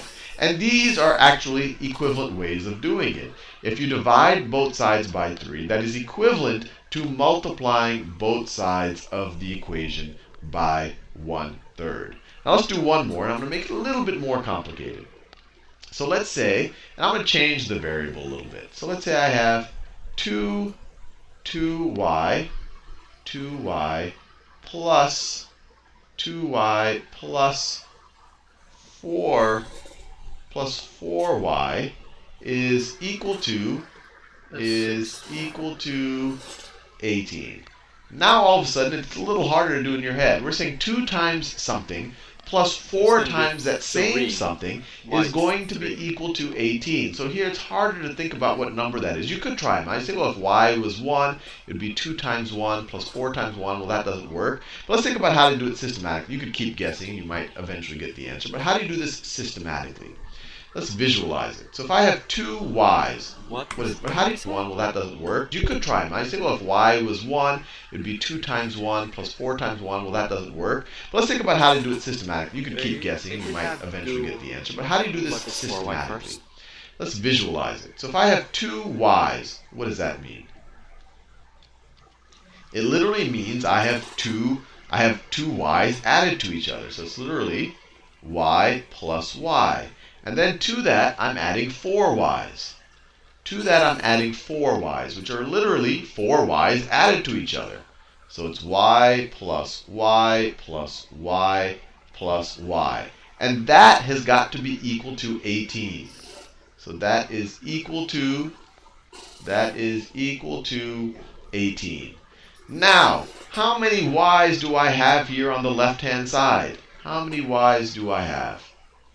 I have 1, 2, 3, 4, 5, 6 y's. So you could simplify this as 6y is equal to 18. And if you think about it, it makes complete sense. So this is this thing right here. The 2y plus the 4y is 6y. So 2y plus 4y is 6y, which makes sense. If I have 2 apples plus 4 apples, I'm going to have 6 apples. If I have 2 y's plus 4 y's, I'm going to have 6 y's. Now that's going to be equal to 18. That is going to be equal to 18. And now, hopefully, we understand how to do this. If I have 6 times something is equal to 18, if I divide both sides of this equation by 6, I'll solve for the something. So divide the left-hand side by 6. Divide the left-hand side by 6. And divide the right-hand side by 6. And we are left with y is equal to 3. And you can try it out. That's what's cool about an equation. You can always check to see if you got the right answer. Let's see if that works. 2 times 3 plus 4 times 3 is equal to what? 2 times 3, this right here, is 6. And then 4 times 3 is 12. 6 plus 12 is indeed equal to 18. So it works out. If I start with 18, so added to each other. So it's literally systematically. Let's visualize it. So if I have 2 y's, what does that mean? It literally means I have two y's added to each other. So it's literally y plus y. And then to that, I'm adding 4 y's. To that, I'm adding 4 y's, which are literally 4 y's added to each other. So it's y plus y plus y plus y. And that has got to be equal to 18. So that is equal to 3 here. The 2y plus the 4, 18.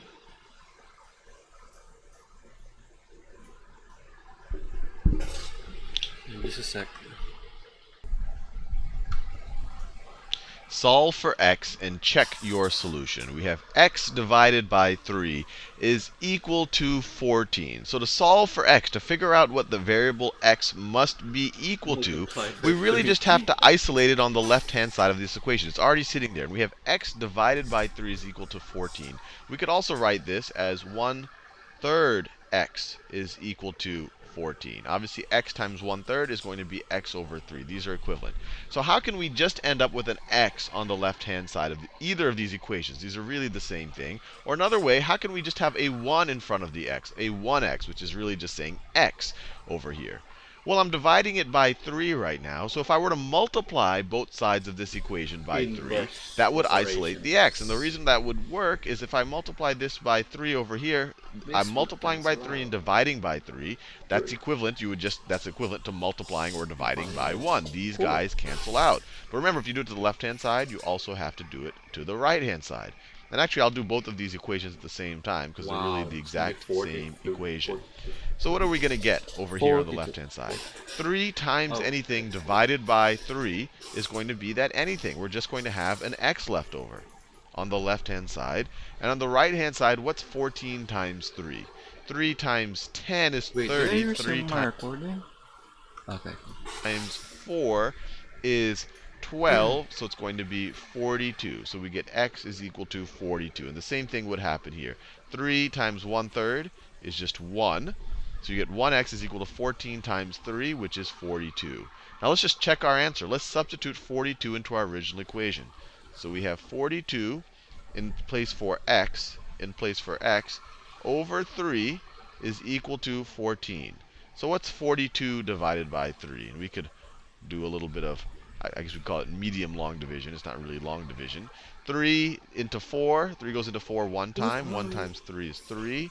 You subtract. 4 minus 3 is 1.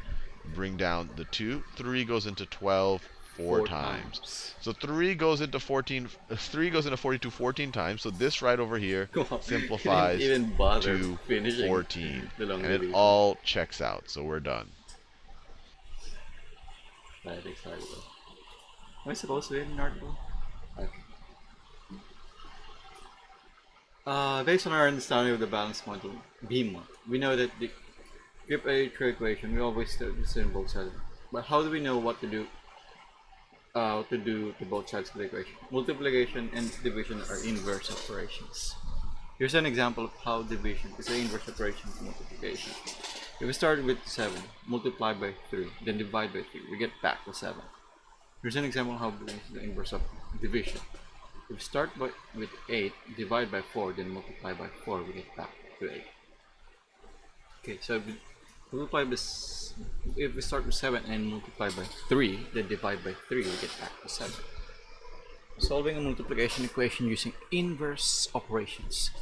Let's think about how we can solve for t in this equation. We want to get t by itself on the left hand side of the equation. So what we can do to undo multiplying this? So what can we do to undo multiplying by 6? We should divide by 6 because the inverse of operation multiplication is division. Here's how dividing by 6 on each side looks like. Divide each side by 6. T equals 9. Simplify. Let's check our work. It's always a good idea to check our solution in the original to make sure we didn't make any mistakes. 6 times 9 is indeed 54. Yes, T equals 9 is the solution. Solving a division equation using inverse operations. Now let's try to solve a slightly different type of equation. X over 5 equals 7. Okay, so we're going to multiply this. So it's dividing by 5, so we're going to multiply by 5. We can multiply by 5. The same separation of division is multiplication. Here's how multiplying by 5 on each side looks like. X equals 35. 35 divided by 5 is 7. Yes, X is a solution. Summary of how to solve multiplication and division equations. Awesome. We just solved a multiplication equation and a division equation. Let's summarize what we did. Type of equation. Multiplication equation 60 equals 54. Divide each side by 6. Divide equation x over 5 equals 7. Divide each side by 5. I don't want to wear this shit. Okay, cool. Multiplication equation 60 equals 54. First step, divide each side by 6. Cool. Division equation, multiply each side by 5. Let's try solving equations. Which operation would help solve for double? Divide each side by 8. So it's gonna be 9. Divide both sides by 5%. Okay. So it's gonna be 11. Be sure to solve for A. Multiply both sides by 4, and we're gonna get, holy shit, this is insane. I guess it would be 18 as well. I don't know. Oh shit, I made a mistake. Oh crap, why did I say 18? I'm an idiot. So 18, 36, 70. Okay. Multiply each side by 4. Oh my god, this is the same shit, right? 72. Cool. Next video. Let's get some practice solving some equations, and we're going to set up some equations that have a little bit I'm hungry. We're going to have some decimals and fractions in them. So we're going to set up some equations that have a little bit hairier than normal. They're going to have some decimals and fractions in them. So let's say I had the equation 1.2 times c is equal to 0.6. So what do I have to multiply times 1.2 to get 0.6? And it might not jump out immediately in your brain, but lucky for us, we can think about this a little bit methodically. It's going to multiply by So 1 one thing I half. like to do is say, okay, I have a c on the left-hand side, and I'm just multiplying it by 1.2. It'd be great if this just said c, if this just said c instead of 1.2c. So what could I do there?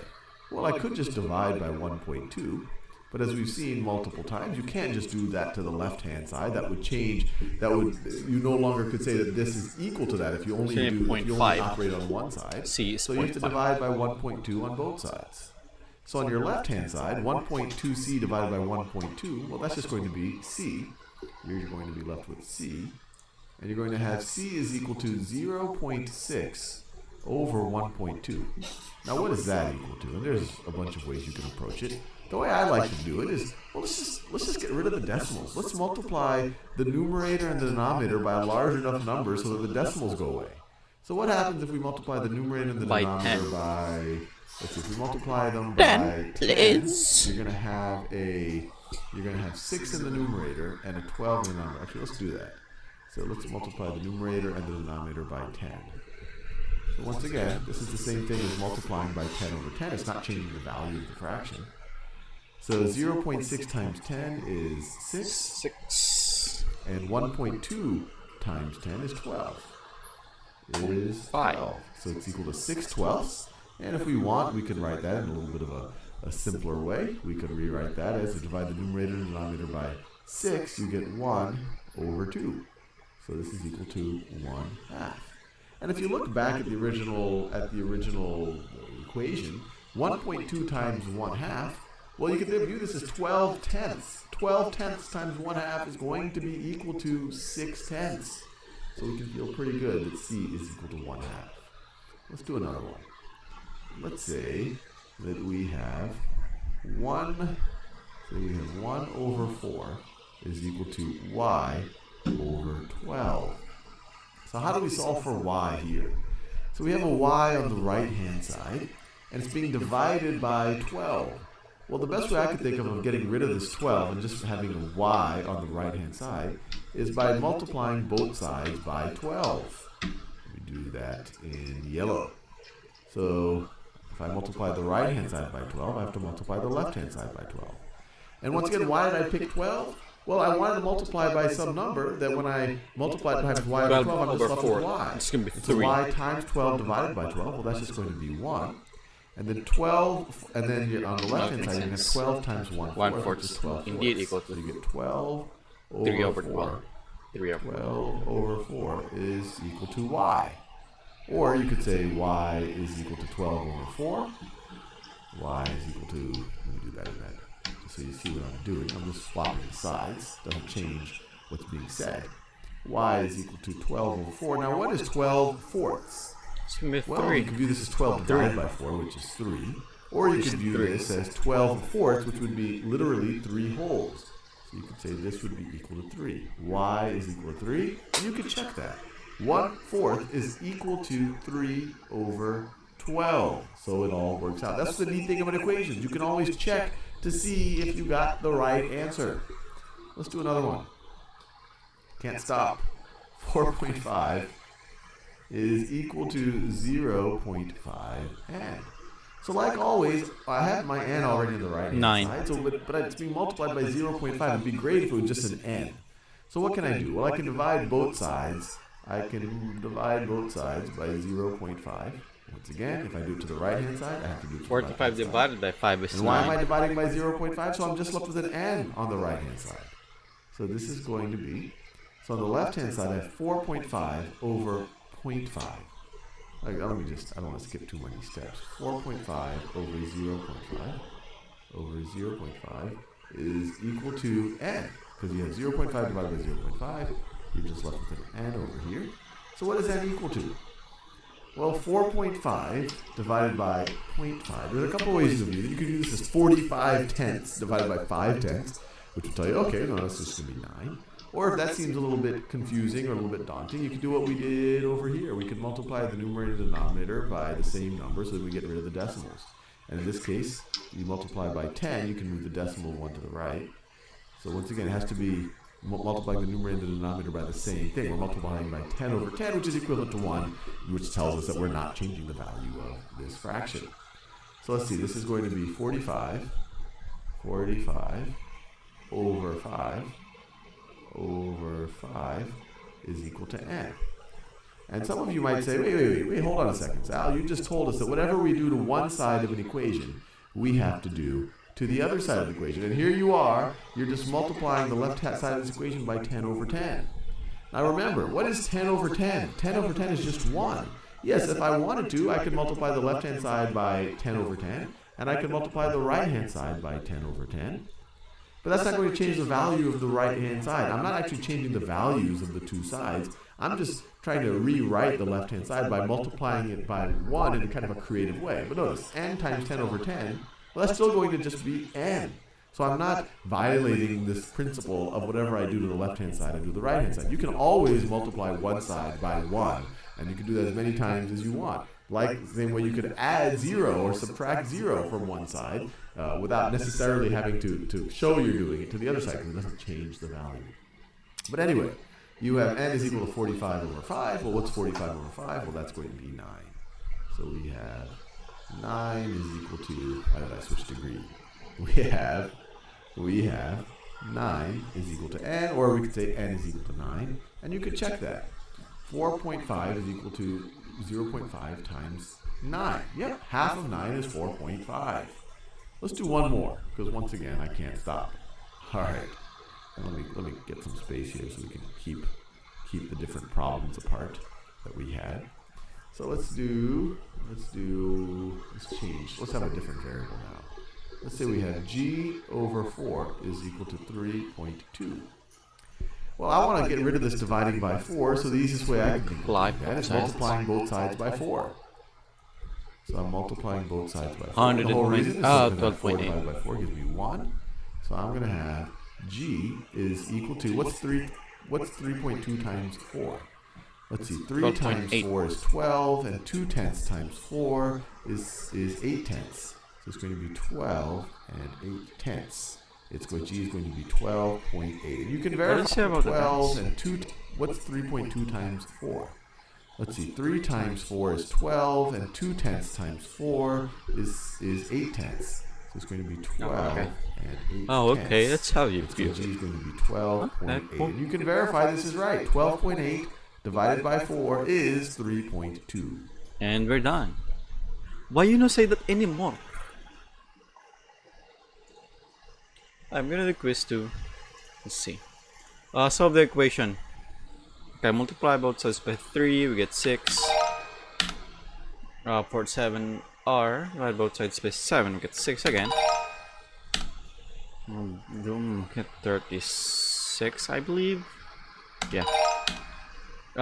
Divide both sides by 9. This is gonna be 11, I think. Oh shit.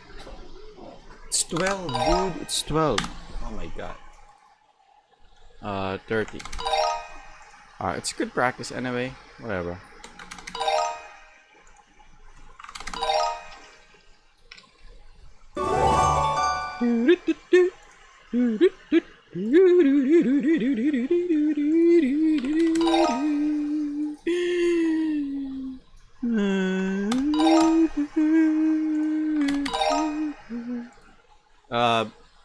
Multiply both sides by 9, 81. 9a. Oh, it's the reverse of shit. Okay. Multiply both sides by 9, I got 4. Well, it's a and 18. Oh shit. Oh no, I pressed the wrong button, bitch. God, I hate myself so much.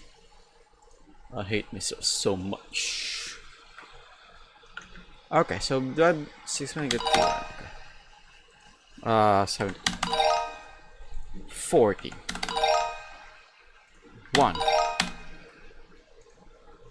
100. 15. Oh shit, what is this? 17.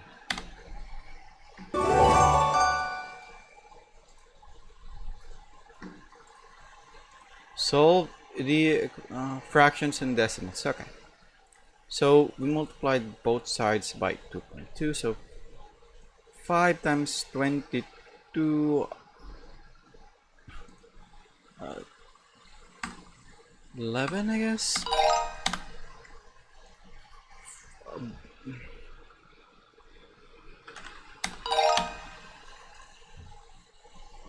Wow. Okay. What is this? Both sides by 0.8. 3, I guess.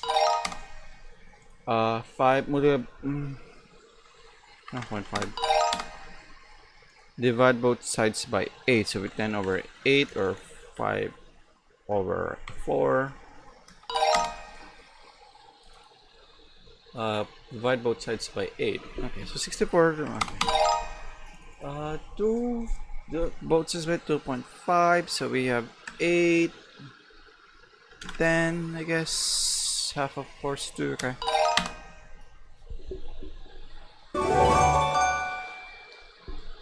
Let's do the quiz. How long have I been recording? Okay, almost 2 hours. I'm gonna do the quiz and then I'm gonna quit. Let's do the quiz. 9 questions? Holy shit, this is insane. Okay, there. Find the value of the next equation. True. Okay, it's gonna be 8. Which of the following brackets are inequalities? Inequality. 3 of them, right? Okay, so okay, cool. Inequalities. Solve the equation. Multiply both sides by 8. We got 48. Take the diagram. The tape diagram represents an equation. Write an equation that represents the tape diagram. Okay, so 20 is equals to 2g, and g is gonna be 10. So I've solved the equation 1, 8 plus c. So it's gonna be c is equals to 4/5 minus 1/8, or what's this GCF of this bullshit? It's gonna be, this is a prime, so it's gonna be multiplied by itself, 40. So for that, I'm gonna 8, 32, and then let's have wait. I feel like I've solved this one before. What is this? 27 over 40. Oh shit, I could be wrong. Let's see. Plus 3. Okay, cool. Let's see. Divided by 8, so we have 9/8. The hanger image will represent a balance equation. Rather than equation represents the image. Holy shit. 1, 2, 3, 4, 5, 6, 7. 1, 2, 3, 4, 5, 6, 7. 1, 2, 3, 4, 5, 6, 7 equals to 1 plus 1 plus r. How did they solve this though? I could just don't do this and just skip some bullshit. Okay, you just did this because 7, 2 plus r. Oh my god. Okay, so I guess that's allowed. We're gonna do that next time. Which value of k makes 5 minus k plus L is a true statement? Okay. Plus 12. So they must be 4, so just use 1. 5 minus 4 is 1, okay. Solve the equation 24.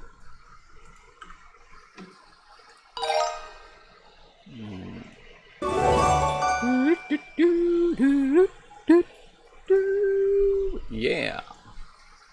Got him. Okay, I guess, holy shit, I'm not even 2 hours in. So okay, let's do this. Let's do some more videos. What time is it? Oh man. Let's do one step equation word problems. Oh man, I hate word problems. Anna wants to celebrate her birthday by eating pizza Cool. with her friends. For $42.50 total, they can buy P boxes of pizza. Each box of pizza costs $8.50. Select the equation that matches this situation. So before I even look at these, let's see if I can make sense of the sentence here. So for $42.50 total, and I'll just write 42.5, especially because in all these choices they didn't write 42.50, they just wrote 42.5, which is equivalent. This is 42.5. So 42.50, that's the total amount they spent on pizza. And if I wanted to figure out how many boxes of pizza they could buy, I could divide the total amount they spend, I could divide that by the price per box, and then that would give me the number of boxes. So this is the total dollars. This right over here is the dollar per box, and then this would give me the number of boxes. Now, other ways that I could think about it, I could say, well, what's the total that they spend? So 42.50. But what's another way of thinking about the total they spend? Well, you could have the amount they spend per box times the number of boxes. So this is the total they spend, and this is another way.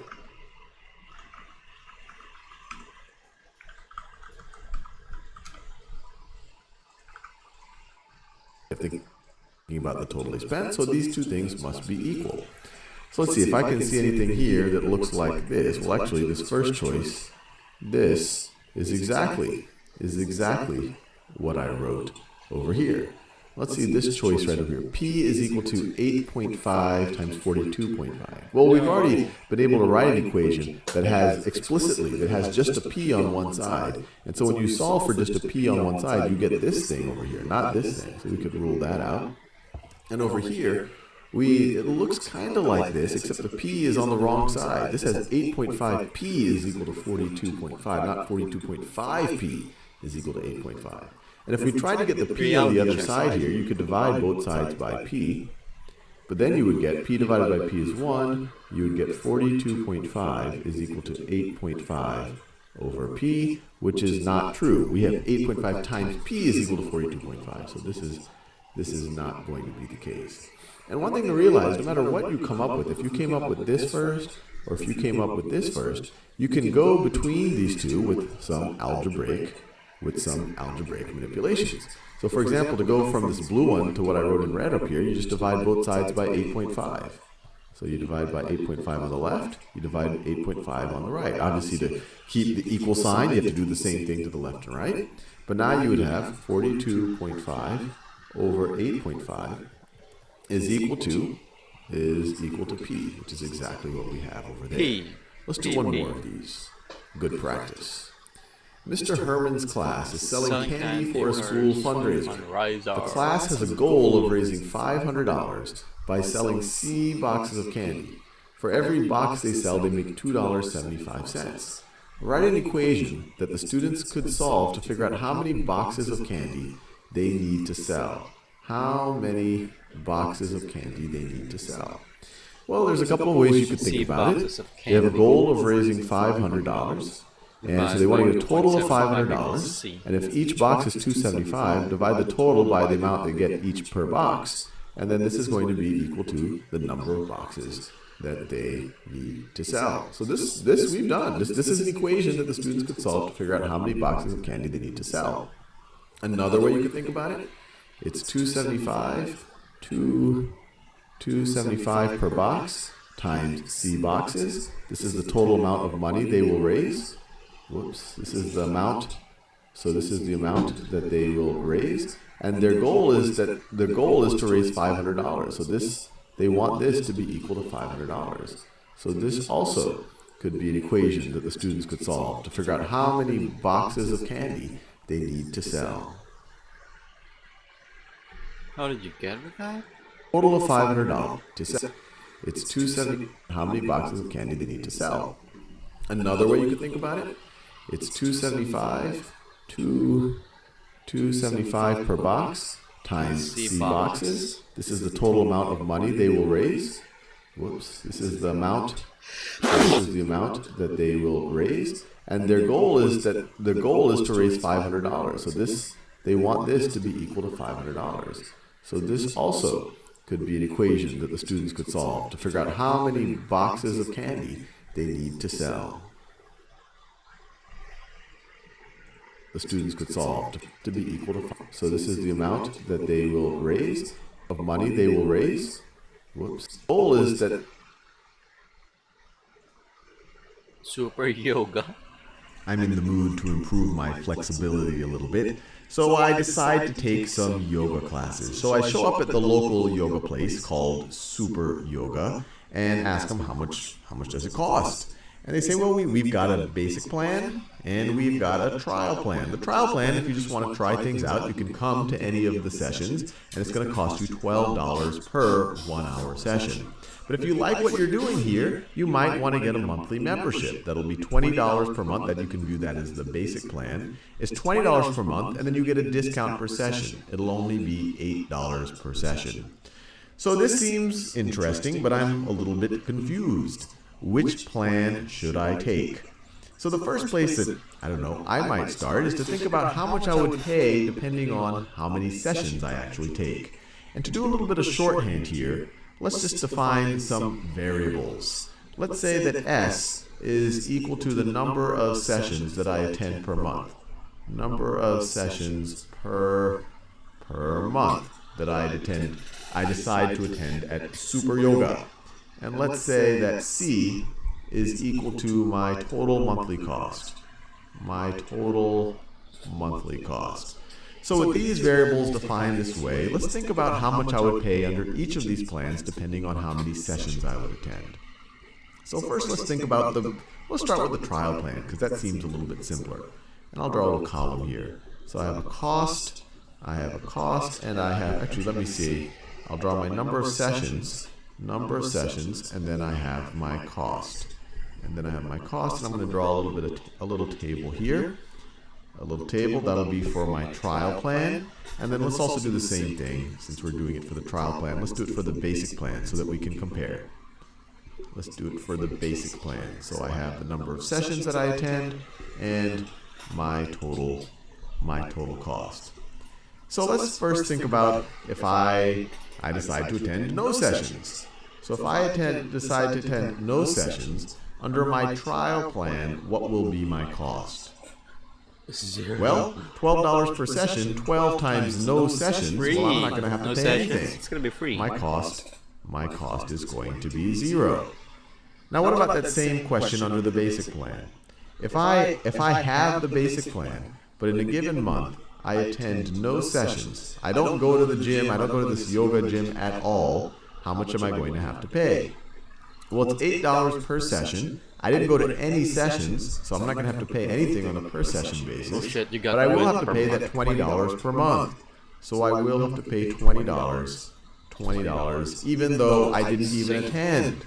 That doesn't seem so good in that scenario. Let's keep working through other scenarios. Let's think about the scenario where I attend one session. Under the trial plan, how much will I have to pay? Well, it's $12 per session. $12 per session times one session. I'm going to pay $12. I'm going to pay $12. Let's think about that same scenario under the basic plan. Under the basic plan, if I attend one session, well, it's $8 per session. So $8 per session times that one session. It's $8 for that, plus just the basic monthly fee. So I'm going to have to pay 20 plus 8 times 1, so $28. I'm going to have to pay $28.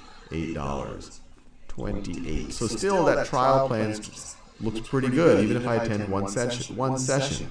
Make it clear that's $1, and then this right over here is $28. And I could keep going, and I encourage you to keep going. But let's try one more just to see just get a feel for the numbers here. If I attend 2 sessions under the trial plan, how much am I going to pay? Well, it's $12 per session times 2 sessions. I'm going to pay $24. I'm going to pay $24. Let's think about the basic plan. If I attend 2 sessions, 36. If I attend 2 sessions, 2 times $8 per session, that's going to be $16 plus the $20 that I have to spend every month. So it's going to be 2 times 8. So it's going to be 2 times 8 plus the $20. Plus the 20 is equal to 16 plus 20 is equal to $36. So at least for the scenarios that we set up here, if I attend 0 or 1 or 2 sessions, the trial plan seems to be winning out. But I want to explore at what point does the trial plan actually become a little bit worse. But before we do that, let's think about if we can represent this a little bit algebraically, because it's going to allow us to be a little bit more precise with coming up with our answers. So if we say that S is the number of sessions per month and C is the monthly cost, how can we express the trial plan as an equation? Well, we could say our total cost, our total monthly cost, so this is for the trial plan right over here. Let me draw a dotted line to show. dotted line goes around there. So under the trial plan, our total cost is going to be equal to, well, it's $12 per session. It's $12 per session times the number of sessions times S. So under the trial plan, I can say my total cost is equal to $12 times the number of sessions. $12 per session times the number of sessions. Let's do the same thing with the basic plan. How can we express that as an equation? Well, we have our total cost. Our total cost is going to be equal to, well, regardless of what we do, any given month, we're going to have to pay the $20 per month. We're going to have to pay that 20. So no matter what we do, we're going to pay 20 just from the get-go. And then we're going to pay $8 per session. So it's going to be $20 plus $20 plus 8 times the number of sessions. So $20 plus why you know bucks 8 the per session? times the number 8 Why the trial plan you circle sessions. So that's interesting, and you can see if you put a s is 0 here. If you make s 0, you get 20 plus 8 times 0, which is 20. If you say s is 1, you get 20 plus 8 times 1, which is 28. So you see that each of these s's and c's, they satisfy this equation. Same thing over here. We can keep trying more and more. What's neat about these equations is just this equation encapsulates all of the possible combinations here, and just this equation encapsulates all of the possible combinations there. And so the next few videos, what I want to do is explore how can we use these equations to come up with more insights as to which plan is better for me.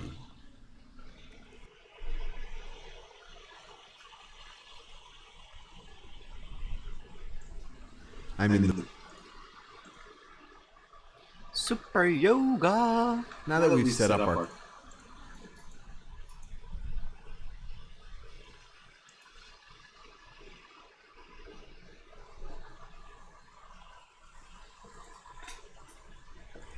Yoga tips are great. our equations, let's see if we can answer some more interesting questions. And just as a warm-up, we're going to do a little bit of what we did in the last video, but I'll do it with the equations now. The equations really are just a mathematical representation of the same presentation. Now that we've set up our equations, let's see if we can answer some more interesting questions. And just as a warm-up, we're going to do a little bit of what we did in the last video, but I'll do it with the equations now. The equations really are just a mathematical representation of the same information that we had up here. So as a starting point, let's think about how much under the basic plan, let's think about how much it'll cost for us to attend 3 sessions in a given month. Well, we've got our equation right over here. Our total cost in that month is going to be equal to 20 plus 8 plus 8 plus 8 times the number of sessions. The number of sessions is s. S is 3 in this circumstance, so we'll replace the s with the 3. And so you get our cost in this circumstance is going to be 20 plus 8 times 3, or 20 plus 24, or $44. So let me erase this right over here. So this is going to cost us $44. Now let's do the same thing under the trial plan. How much is it going to cost us to attend 3 sessions? Oh man, it's catching up. Well, this is more straightforward, slightly more straightforward. Our total cost is going to be equal to 12 times the number of sessions. The number of sessions in this circumstance are 3 sessions.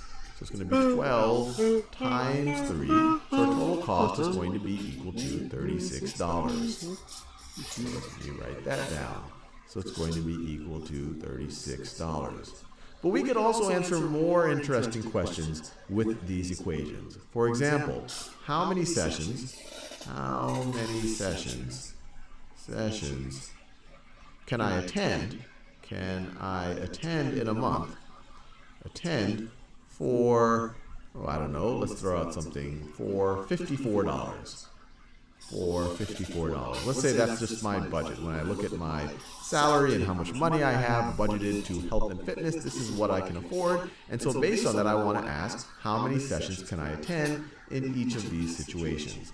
So first, let's think about it for the trial plan. How many sessions can I attend for $54? And let's just assume let's just assume that this is some type of a special yoga studio where you can even attend half a session. So if you attend half a session, they'll charge you $6. If you attend a fourth of a session, they'll charge you $3. So they'll actually keep track of exactly what fraction of a session you're attending. So you don't have to just attend whole number of sessions. You could attend 2.5, and they'll bill you accordingly. So with that said, how many sessions under the trial plan can I attend for $54? Well, let's think about this a little bit. So my cost now is going to be $54. $54 is C. It's my monthly cost. So 54 is going to be equal to $12 per session times the number of sessions. So now I've set up this equation. In order to answer this question, I just need to figure out what's the number of sessions that satisfy it. Now this S is an unknown variable. What number of sessions times 12 is equal to 54? Divide both sides. Well, you might say, well, if I could just get an S, just an S on the right-hand side here, then I'll have an answer. S will be equal to some value. And if I want just an S on the right-hand side, I'd ideally just like to divide this by 12. 12s divided by 12 is just going to give me an S. It's just going to give me the number of sessions. But if I have an equal sign, I can't just willy-nilly divide one side by 12 without doing the exact same thing to the other side. If that is equal to that, in order for them to both still be equal, I have to do the same thing to both sides. So on the right-hand side, I am left with just an S. And on the left-hand side, I have 54 divided by 12. Let me think about that. 12 goes into 54. I'll just work it out. 12 goes into 54. Goes into 54 4 times. 4 times 12 is 48. You're left with a remainder of 6. So you could say 12 goes into 54, or you could say 54 over 12 is equal to 4 and 6/12, or 4.5. So the number of sessions that I can attend are 4.5. If I have $54 to spend, I can attend 4.5 sessions under the trial plan. If this was a yoga studio that said, oh, you can't attend half sessions, then you could say, well, at most I could attend 4 sessions, because 5 sessions would get me above my budget. But I said that you can attend fractional sessions, so we're going to say 4.5. Now let's do the same. Let's answer the same question. Let's answer the same question for the basic plan. Under the basic plan, how many sessions can I attend for $54? Well, once again, this is going to be our cost, our total cost for that month. So we say $54 is equal to 20 plus 8 times the number of sessions. Divided by Plus 8 times the number of sessions. And once again, I'd like to just have sessions maybe on the right-hand side of this equation. So I could say, oh, sessions are going to be equal to something. This is the number of sessions that I can attend. But I have this 20 here and this 8 here, and so I have to think about how I can get rid of them. So the first thing I have to think about is, how can I get rid of this 20 from the right-hand side of this equation? What am I going to have to do to the entire equation? subtract both sides by 20. Well, the simplest thing is I could subtract 20 from the right-hand side. But if I subtract 20 from the right-hand side, I also have to subtract 20 from the left-hand side in order to maintain the equality. And so I'm left with, on the left-hand side, 54 minus 20 gets me 34. And that's going to be equal to, well, the whole point of subtracting 20 is so that these negate each other. And then I have just an 8s. Wait, what? I think I can report that. These negate each other. And that, on the left-hand side, 54 minus 20 gets me 34. Oh, 34. And that's going to be equal to, well, the whole point of subtracting 20 is so that these negate each other. And then I have just an 8s. It's just 8s. So 8 times the number of sessions has to be equal to 34. In order for 8 times the number of sessions plus 20 to be equal to 54. And you could add 20 to both sides of this equation to get our original. So we're almost done. We just want to isolate the s right here. And you can imagine the easiest way would be to divide the right-hand side by 8. But if we're dividing the right-hand side by 8, we have to do the same to the left. And so what do we get for the number of sessions that we would have to attend? Well, these cancel out. And so you get the number of sessions. Number of sessions is equal to 34 divided by 8. 34 divided by 8 is equal to, let's see, 8 goes into 34 four times with the 30. remainder 2. So 2 4 over and 8 2 or eighths, 1/4. or it's 4 and 1/4. So I could attend 4 and 1/4 sessions Wow. under You can do the more sessions basic with plan. So 4. assuming I can do fractional sessions, for $54, For 54. which one can I attend more sessions in? The basic plan or the trial plan? The trial Well, for plan. $54, I could attend a slightly longer amount of sessions But under if I the can't trial do fractions, and they're gonna be the same. Okay, cool. You didn't try that. Okay. One step equations. Sure. Only one step. Once you solve, you found the value of the next. So once it's okay, we do the inverse of whatever operation being performed above. So we get the variable by itself. The inverse operations are addition, subtraction, multiplication, division. The most important thing to remember is that whatever you do to one side of the equation, you have to do the same thing on the other side. It's this video.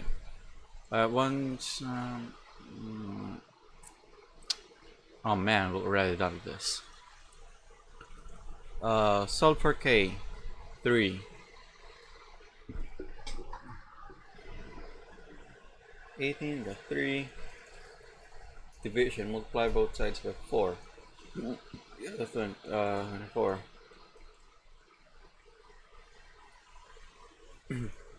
Add 7 with 23. Minus 12, we have, what's this, 25? Divided by 3, you get 9. 4 and 7, 20, what's this? 28. Okay, well, wow, I can already do the quiz. Let's do this thing first, and let's do the quiz after. Write an equation to represent the following statement: 51 divided by 3. 51 divided by 3 is k. It can be 17. 15 is 9 times more than j.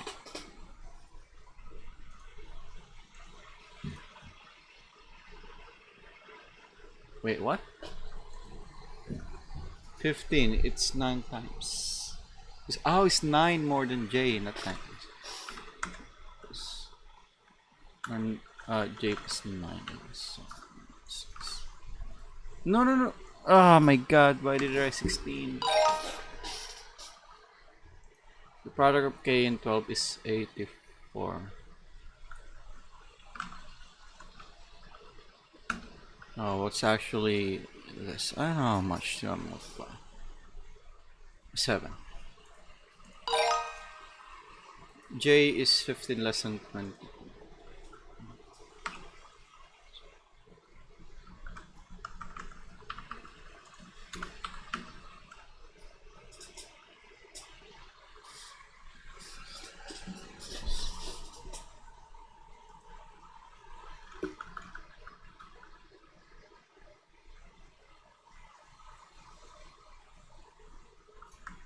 I think it's 20 to minus 14.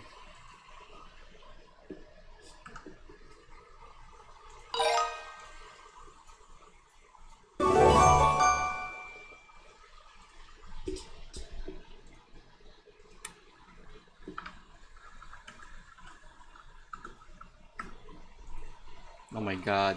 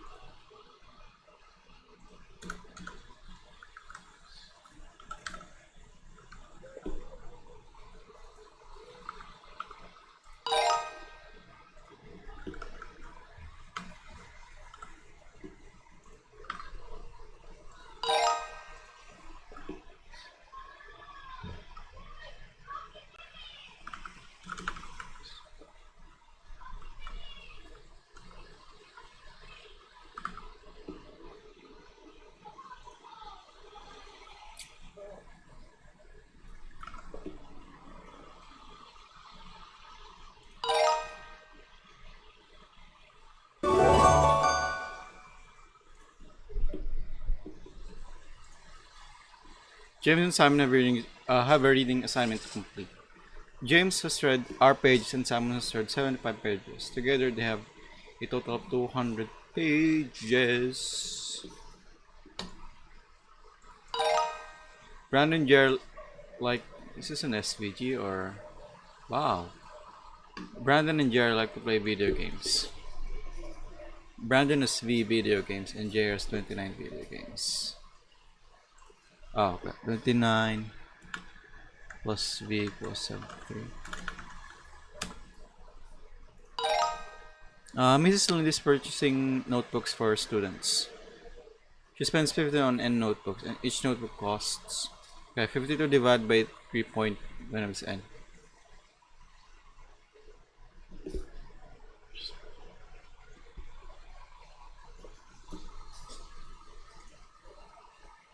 No way! Wow. Oh shit! Wow. Okay, let's think about it. 52 on is her spending, so we have N times 3.25. Holy shit. Oh my god, I said 52 divided by 3.25.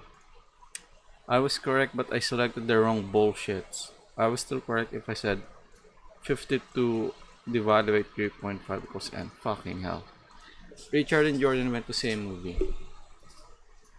Richard spent M dollars to the movie theater and Jordan spent $12 on the movie. Okay. The M plus 12 6 I don't care anymore. I don't care anymore. I don't care anymore. I don't care anymore. Okay. Jamal wants to celebrate his birthday by roller skating with his friends. He spent a total of to buy T tickets. Each ticket costs, so we have 45 equals T5. 5T. T5. Mrs. Herman's class is selling candy for a school fundraiser. The class group 500 by selling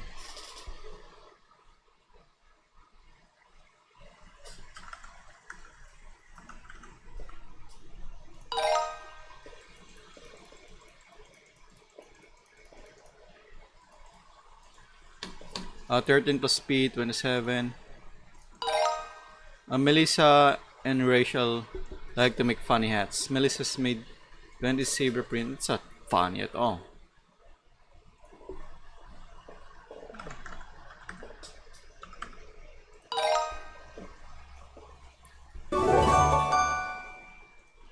Model with one-step equation and solve. Juan and Rob are selling cookie dough for a school fundraiser. One is the cookie dough orders, and Rob is 40 cookie. Okay. Right English. Okay. So 40 plus T equals 75. Wait, why is this? How is this any different? Oh, okay. How many cookie dough orders does one? It's T. Okay, it's not 35 or one. Eloise scored a total of 260 points. Of her total points, L points came from left-handed shots.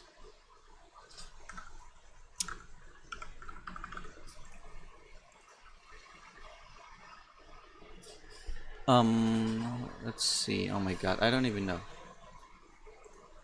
268. Okay, from 225 to go to 60, we have 40, 43. Okay, that makes sense. If we add 40? If we have 40, we become 265. Okay, cool. Carl is on his school track team.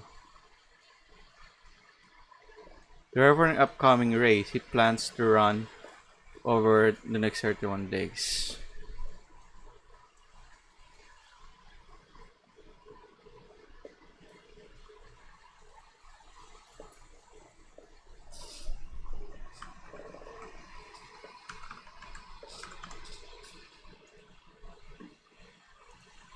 Oh my god, I don't know.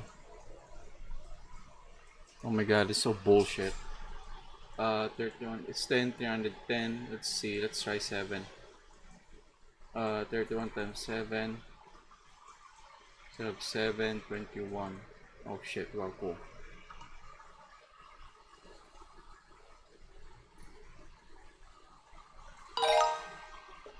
Kim and Stacy likes to make necklaces. Kim has made 25 necklaces.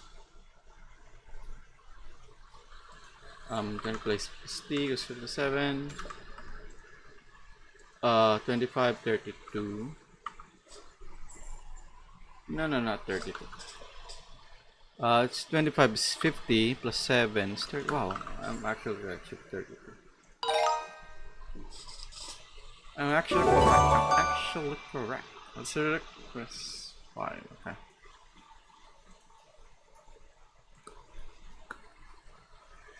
Writing you should represent the following statement. K divided by 11 is 7.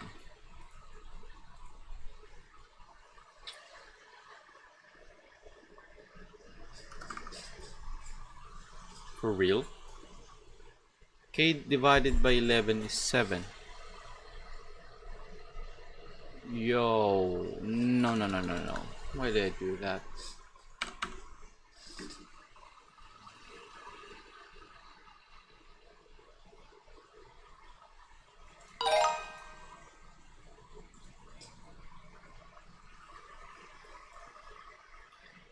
Mia went to a flower farm and picked 4 flowers. When she got home, she put the flowers in 4 vases with 22 flowers in each vase.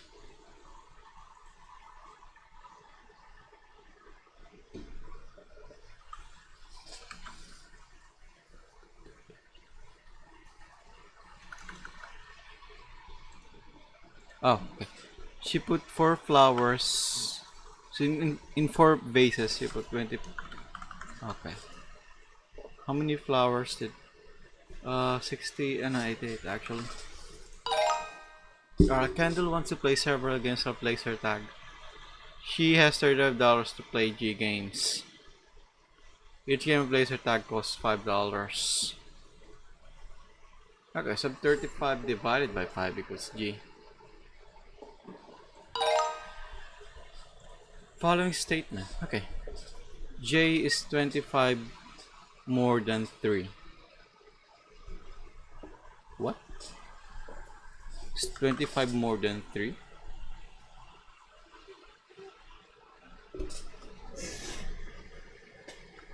What? J is equals to 25 more than 3. So 28. Chas and Tyler have been collecting video games. Chas has 25 video games and Tyler has M video games. So, okay, then 5 plus M is 65. I don't need to know what's M, just an equation. Okay.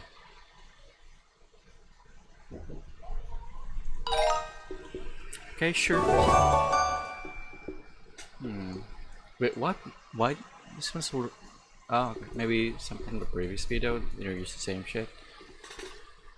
I don't know. Quiz 6 and quiz 7, then unit test. Oh my god, it's gonna be insane. Okay, I'm gonna end this one over here. It's gonna be part 20. So from 83, we turn to 87. Cool. Oh my god, just 4%. 30 days already, holy shit. Okay, missions. 25%. Okay, I guess that's it for now for this session. This is part 20, and yeah. Thanks.